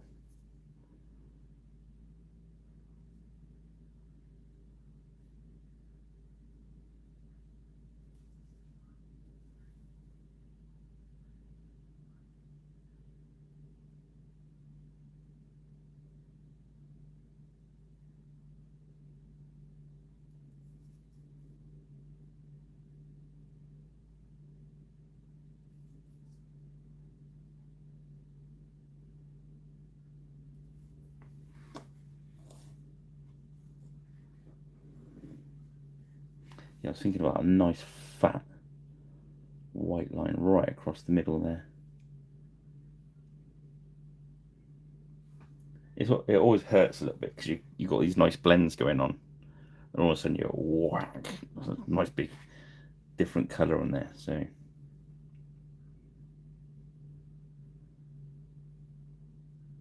maybe lower down, maybe around the bottom. Well, I like those blends across there. Let's get that brush washed out because I think the point's gone out anyway. Yeah.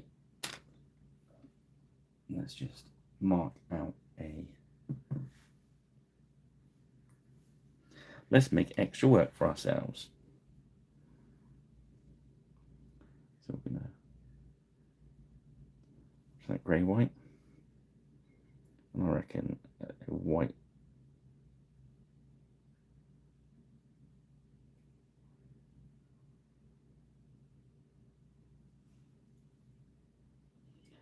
So you want it to kind of not be straight, but again, you don't want it to look like it's purposely woggly. You know what I mean?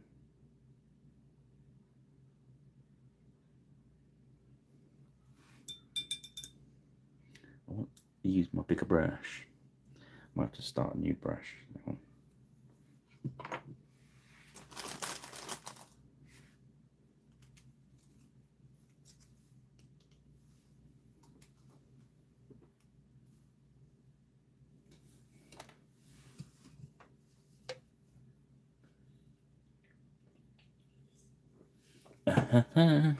Right.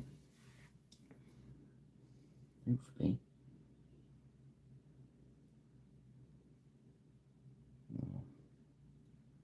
No, that's an awful brush.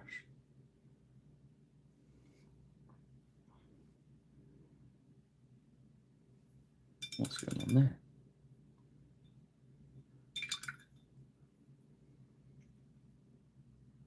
Well, that was a rubbish brush. Let's try another one.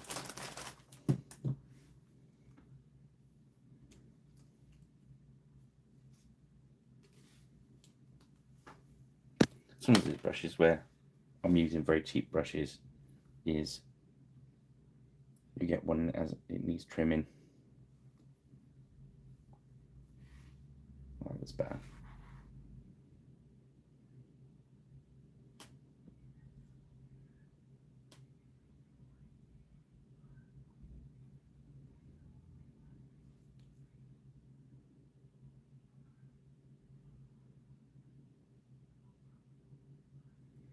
Nice, that's it.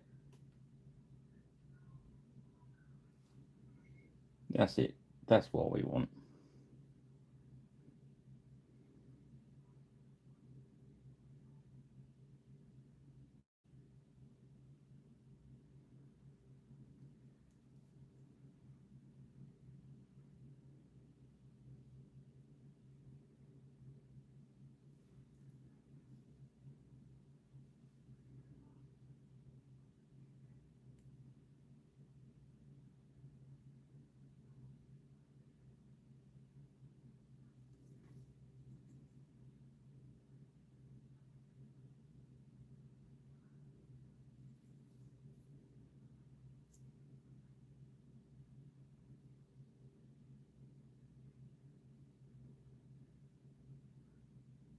It's got a little bit quiet when I'm painting lines. If you haven't noticed over the course of it, because you've got to kind of marry it all up in your head.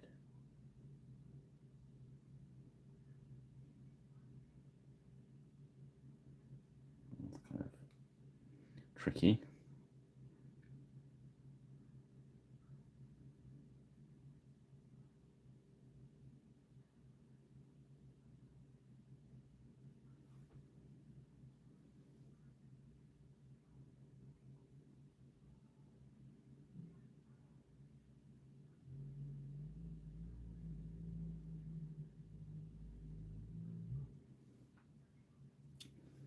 Yeah, just keep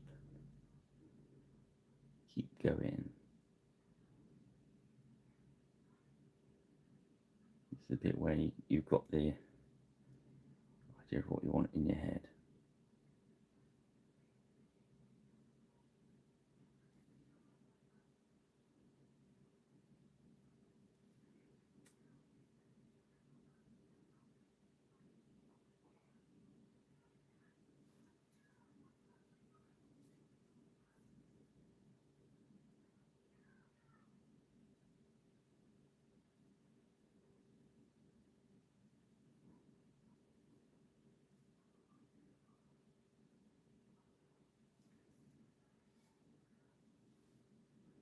It would be fun to put this white across, and then see if I can match the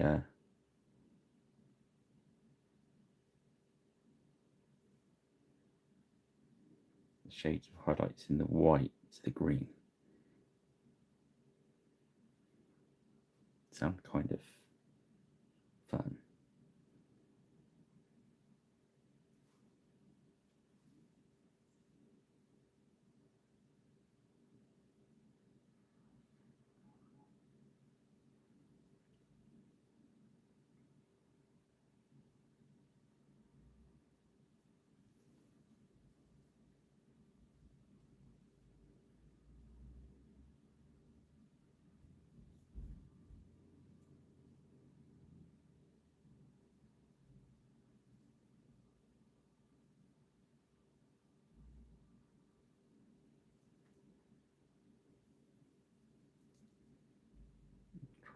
Kind of match it up. You don't want it going in a straight line, see?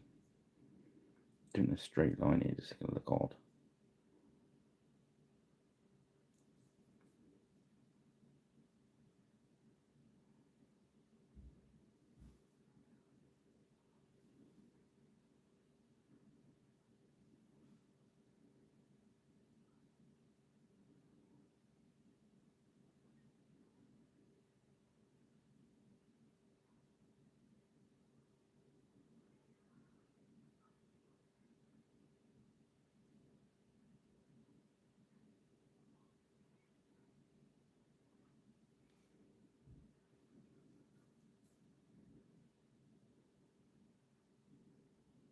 Let that dry.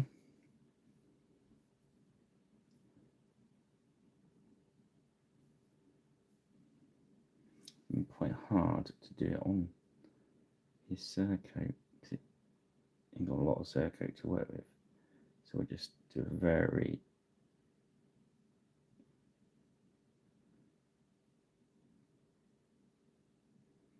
thin line on him. And it's not at the bottom, but we can't really get around the bottom of his surcoat. This thing might be, he's got a white stripe. So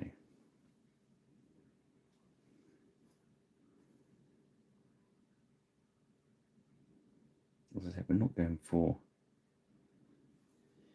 any accuracy in heraldry. We're just looking for, hey, that look cool. A bit of a wet blob in there, so let's go and sort that out. And the waist we got there. We're going to go and put a second coat on the shield. I find with using these warm whites is usually I don't bother getting a nice layer, but I think working the whites up from the grey, if you can get a really nice flat grey layer in, it really does make the white look better at the end of the day.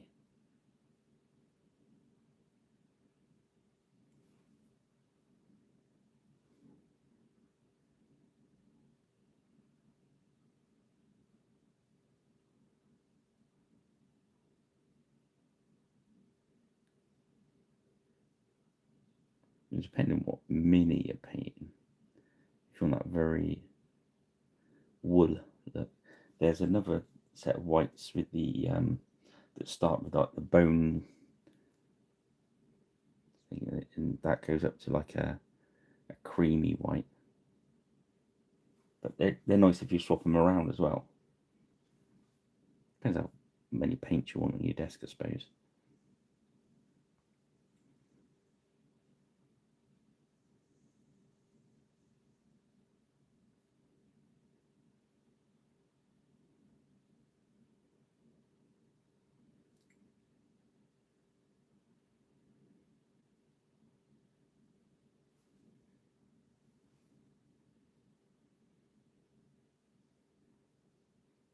But I've used this grey as a white on some Dark Age miniatures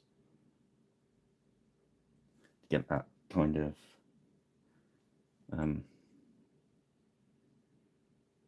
dirty wool look, I suppose. Best way to describe it.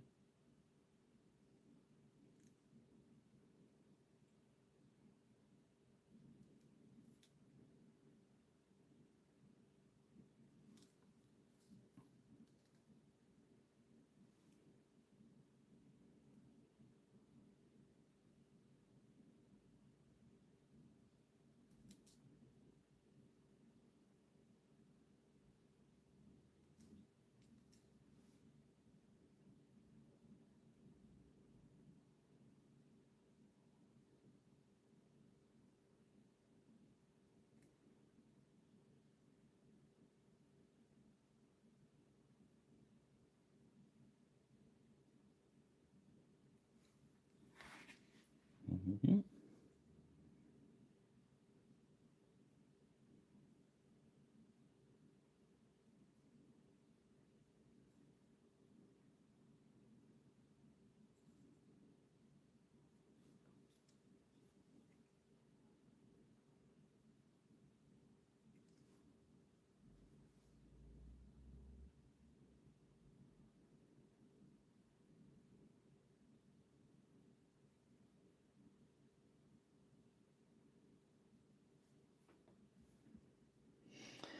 Yeah, just keep that medium going in there. Keep that white nice and, well, grey, nice and thin.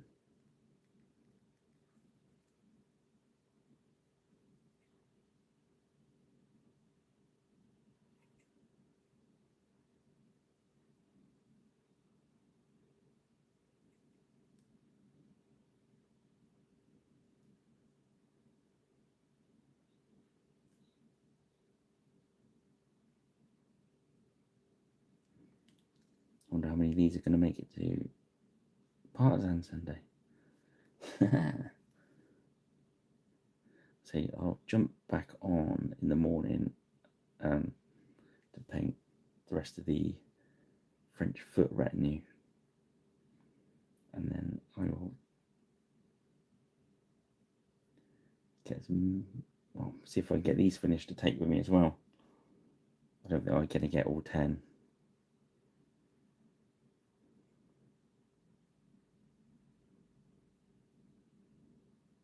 I've got to get all the stock loaded as well.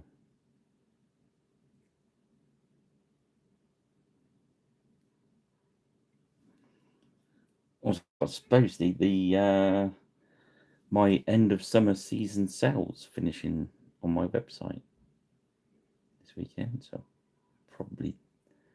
it probably held over to Monday because I'm not going to get a chance to do it tomorrow. I don't think. So it's like so there's a lot of stuff on there, like 50-60% off.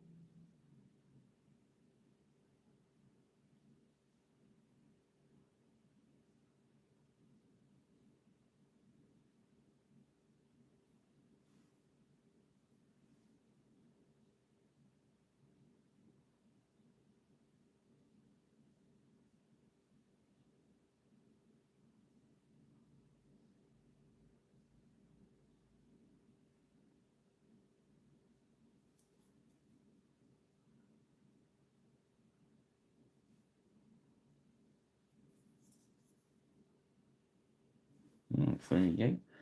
That's all the base. Oh, I've got to do the lines.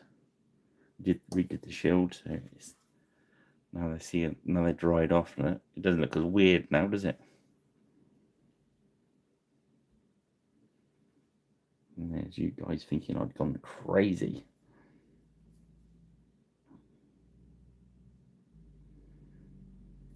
I think the thing is, when you get some nice blends going, like on the greens, it's kind of like, you mean I've got to paint over them?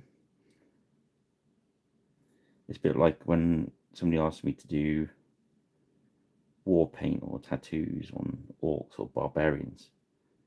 You paint all that nice flesh tone, and then I think, I've got to ruin it by painting blue road all over it. It's a bit like this. Yeah. Perhaps it'd just be the best green.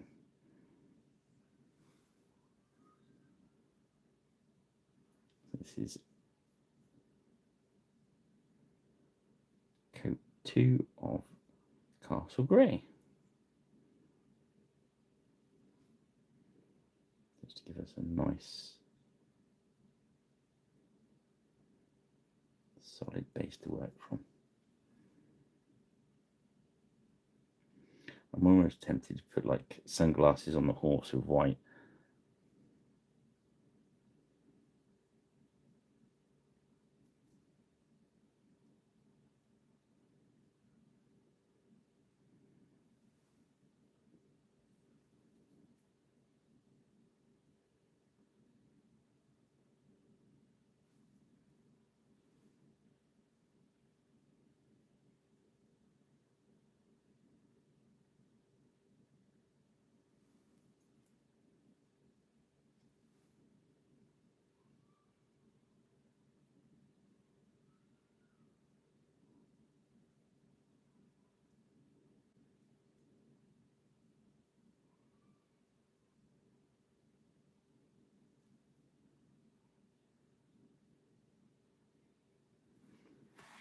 My bits under his foot there. Just take your time.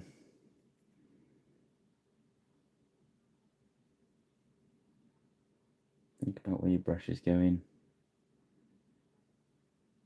And make it happen.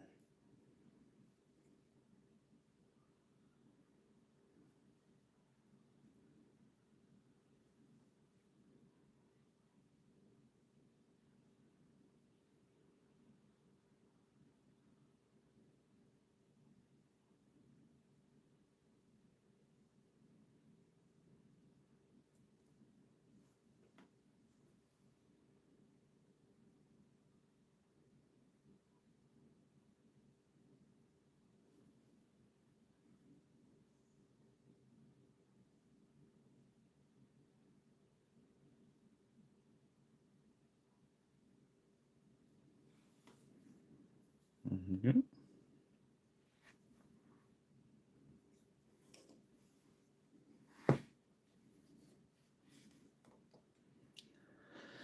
So yeah, let's lay down some of the colours for the horse furniture, shall we? First of all, the blue and white one, I think he should have red. So we're going to start with Basilisk Red, which is like that purpley one.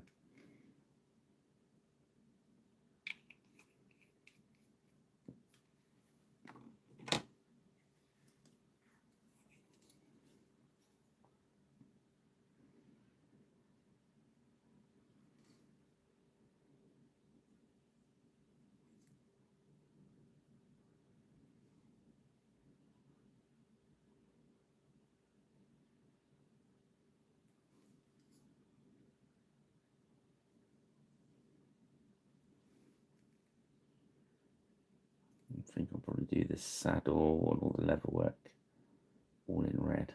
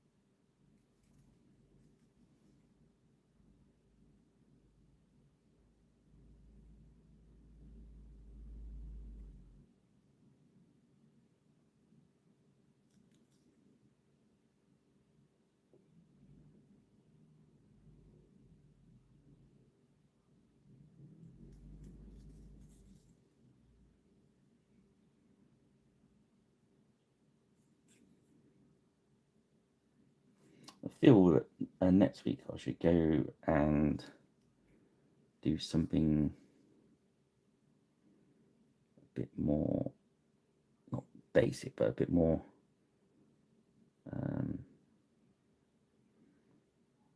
tabletop, you know what I mean? I think we haven't done that for a while, just bash through some miniatures, you know? I'll have a chat with the beasties on Sunday and see what they feel I should do.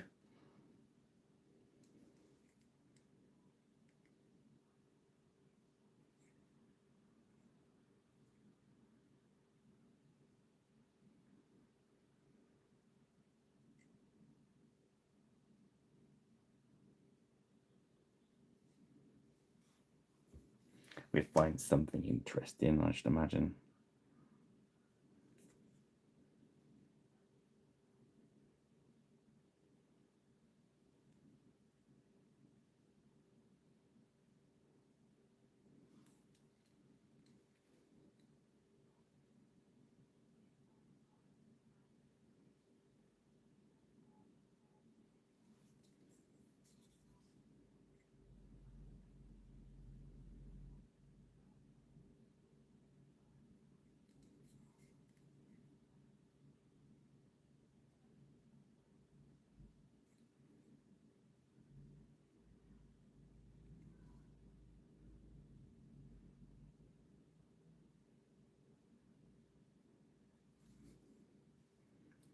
Yeah, so just lay this down.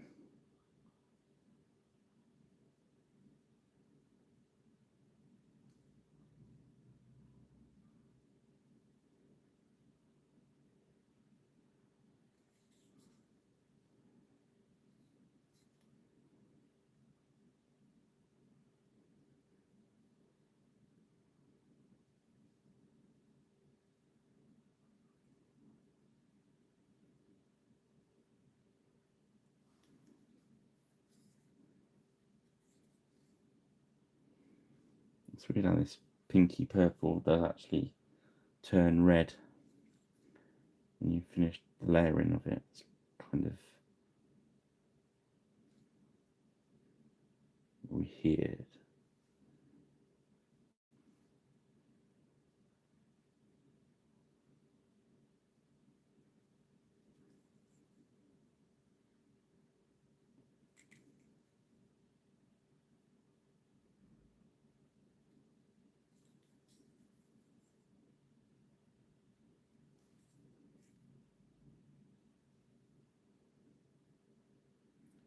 Yeah, it does work though.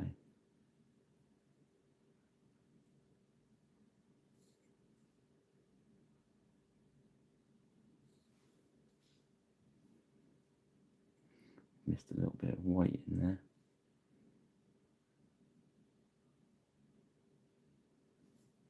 Just wash my brush off. When you're working with white, make sure you give it a double wash. It takes a little tiny bit of pigment. And all of a sudden, you're not painting white anymore.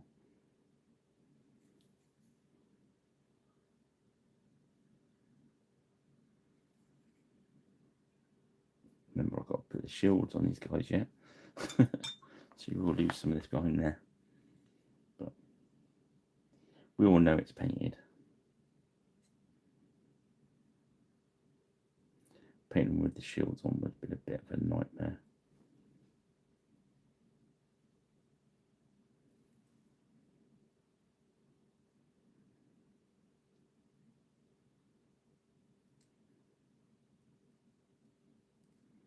So hopefully I'll see some of you guys on Sunday.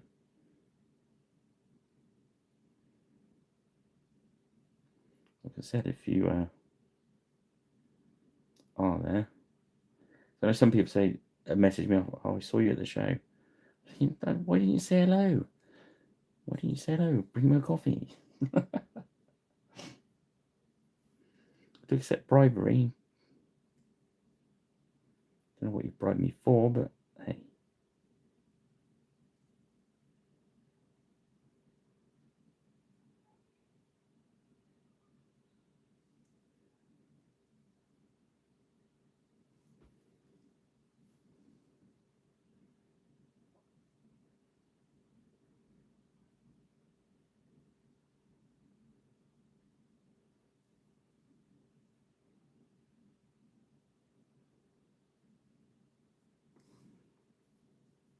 There we go. He's starting to. I say I didn't know how much of these I'd get done tonight. It's just like I didn't want to, as we said with all these front rank miniatures, they're that nice you don't want to rush them. They're kind of statement pieces. And with Écorcheurs being such a low figure count game, you can spend a bit more time painting them. There's actually lower figure count than Saga, isn't it? For most of the games.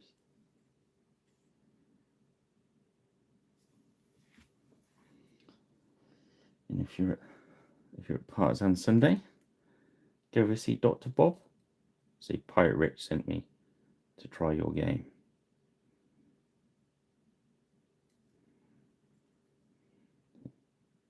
You got to walk up to him and say, Pirate Rich says, Dr. Bob, you know your shit. Excuse my French.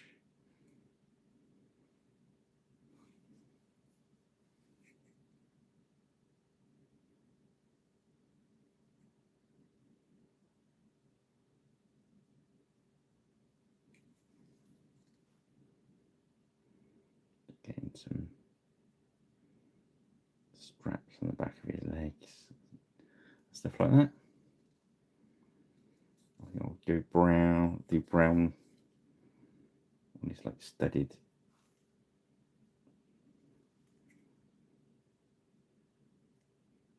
I think black.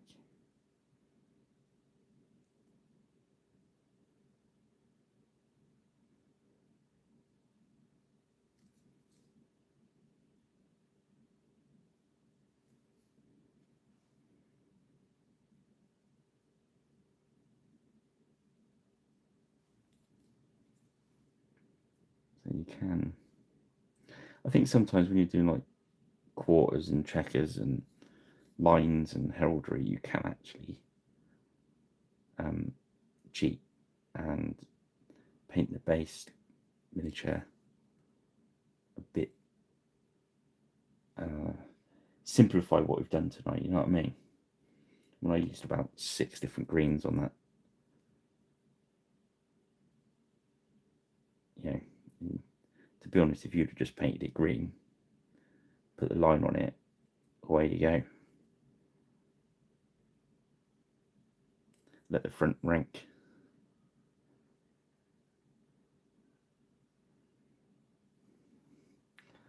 Well, yeah, I get what you mean there, Coos, but because it's the narrative of the game is very much the 100-Year War kind of almost bandits, I suppose, is a way of talking about it. It's the little skirmishes. You're never really going to need that many miniatures because there's only really a French retinue, an English retinue, and oh, what's it placed? Oh, the name's gone. But yeah. Oh God, my brain's turned to mush. Sorry. There's another retinue, isn't there? Alpha's Outreach. My brain's gone to sleep. Genoese, I think, isn't it? Mercenaries.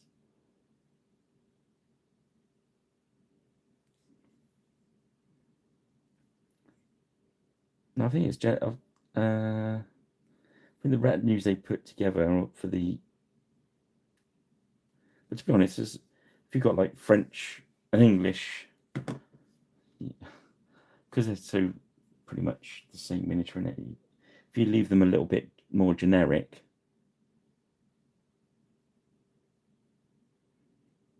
you could do a very low figure count.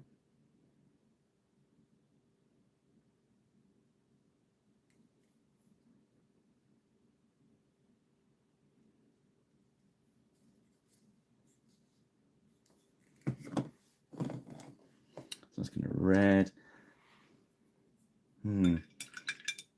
Black leather on this guy. Green, white, or we could go brown.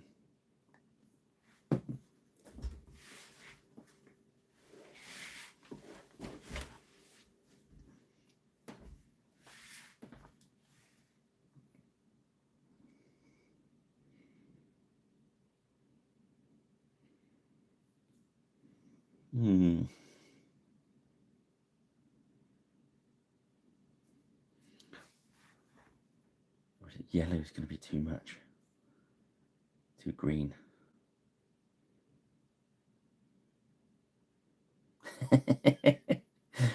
Kublai, you're going to need the whole range. You're going to need the whole front rank range.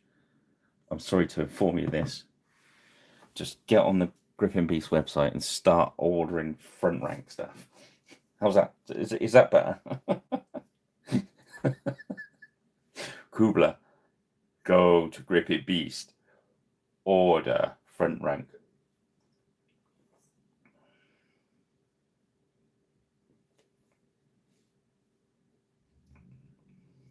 That was it. I thought it was Genoese. Do you know why? Because I always had Genoese crossbowmen with my Teutonic Order. That's why. Kublai, are you on Griffin Beast's website now?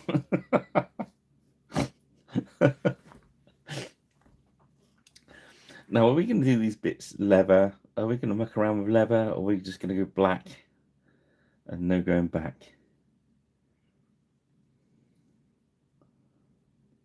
I'm thinking the black might look. He's got a black tail.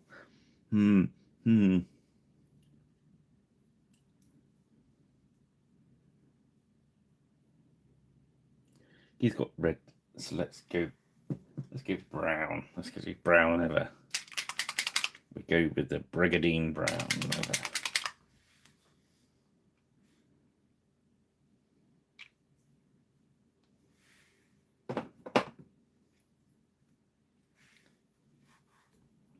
We should really stop in a minute because my poor thumb is taking a right battering at the moment. Let's just lay this brown down first. Isn't it? Lay the brown down. That probably means something else, and I'm going to get banned from YouTube now. Suspended.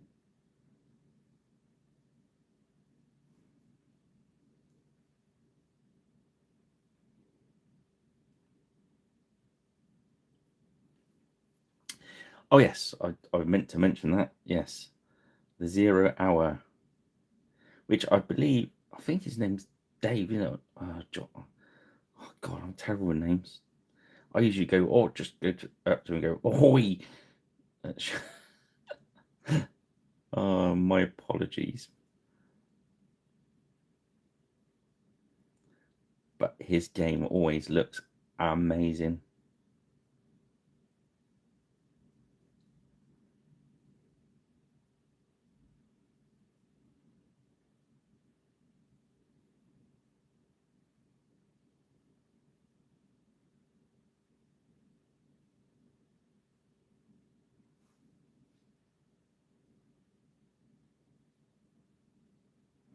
Yes, that's up for pre-order, isn't it? So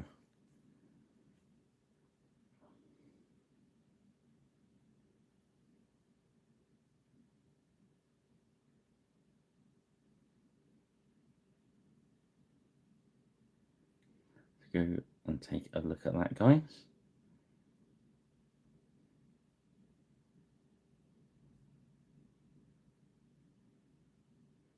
I'll find out about the miniatures because there is some. They've got some World War One.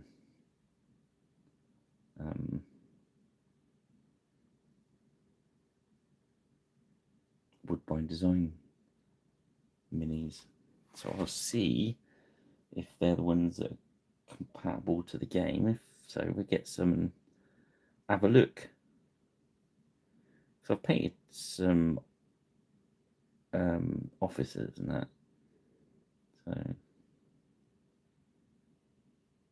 they're cracking miniatures.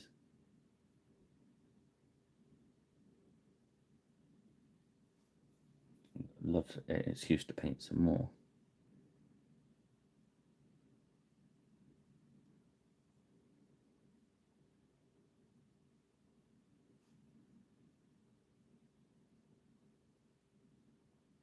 Oh, they are. That's cool. I've not had a chance to look at the websites this week. I've really not had time to switch the computer on at all. So my apologies if you've been emailing me like mad. I don't always get them from my phone. It's always best if you really want to contact me desperately, send a message through the Facebook. It's probably the most direct route. Although if you go to the email that I've found gets to me the best is if you go to my website, Pirate Rich Paints .square.site. There's a contact thing on there, and that email whatever's happening, it pings through. I don't know why it should do that way, but obviously one of the settings. So if you do want to contact me and you don't want to use Facebook, I suggest using my contact me on the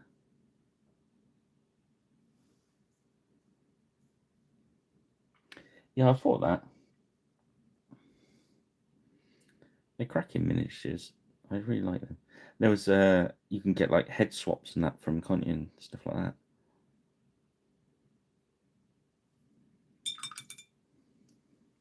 It's obviously something I should be painting.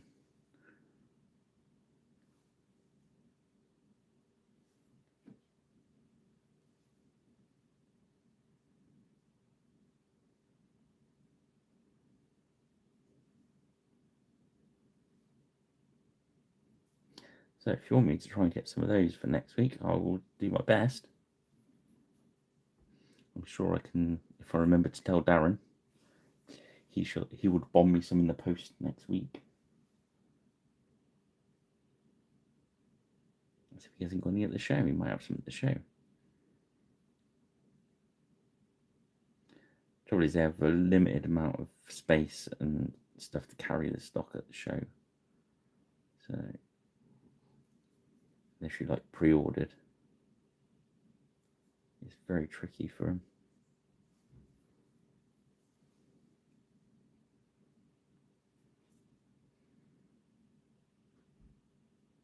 I think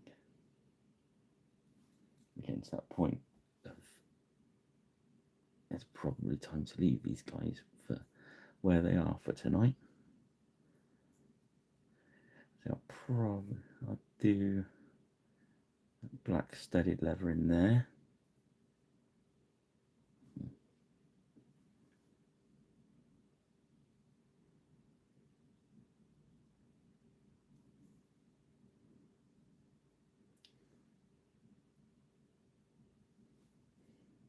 Strapping the back of his leg.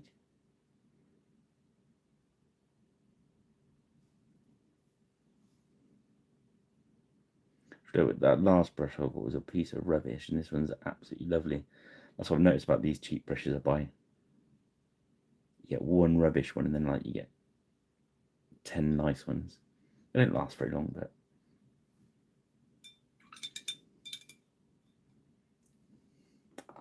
right.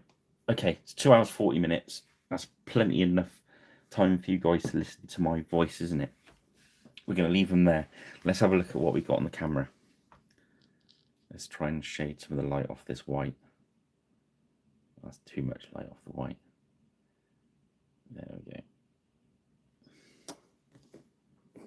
So that's just the base grey on there at the moment, as you can see now. So hopefully I'll get to finish up tomorrow, once I get the French foot done. And at least these two, I think, should make it to Partisan. That's what we're aiming to get. I was aiming to get all three there, to be honest. So that's it for tonight, guys. I'm afraid the hand's given up for the night. Thank you for joining me. Yeah, cheers, Rich. Yeah, I think we're doing all right. I think we did all right. Yeah, and I'd just like to say as well, on the watch back, guys, we get a lot of people watching back that aren't subscribed and haven't liked and anything like that. Help a guy out and drop a subscribe. That'd be brilliant if you can. Hopefully I'll see you guys at Partisan, and you can have a look at these miniatures we've painted. Cheers, buddy. Yeah, at Partisan I'll definitely have the 2 retinues. Hopefully have 2 and a bit, maybe 3. Yeah, so we'll see you there. If not next week, I'll do a showcase video of them, as if no one wants to take them away from me. I think Griffin Beast will if no one else will. Alright guys, well thanks for joining me. I'm going to cut you all loose now, and we'll see you next time, and we'll try and get the World War I stuff next week, I think, if we can. And a good night to you all, guys. Thanks for joining me. Bye now.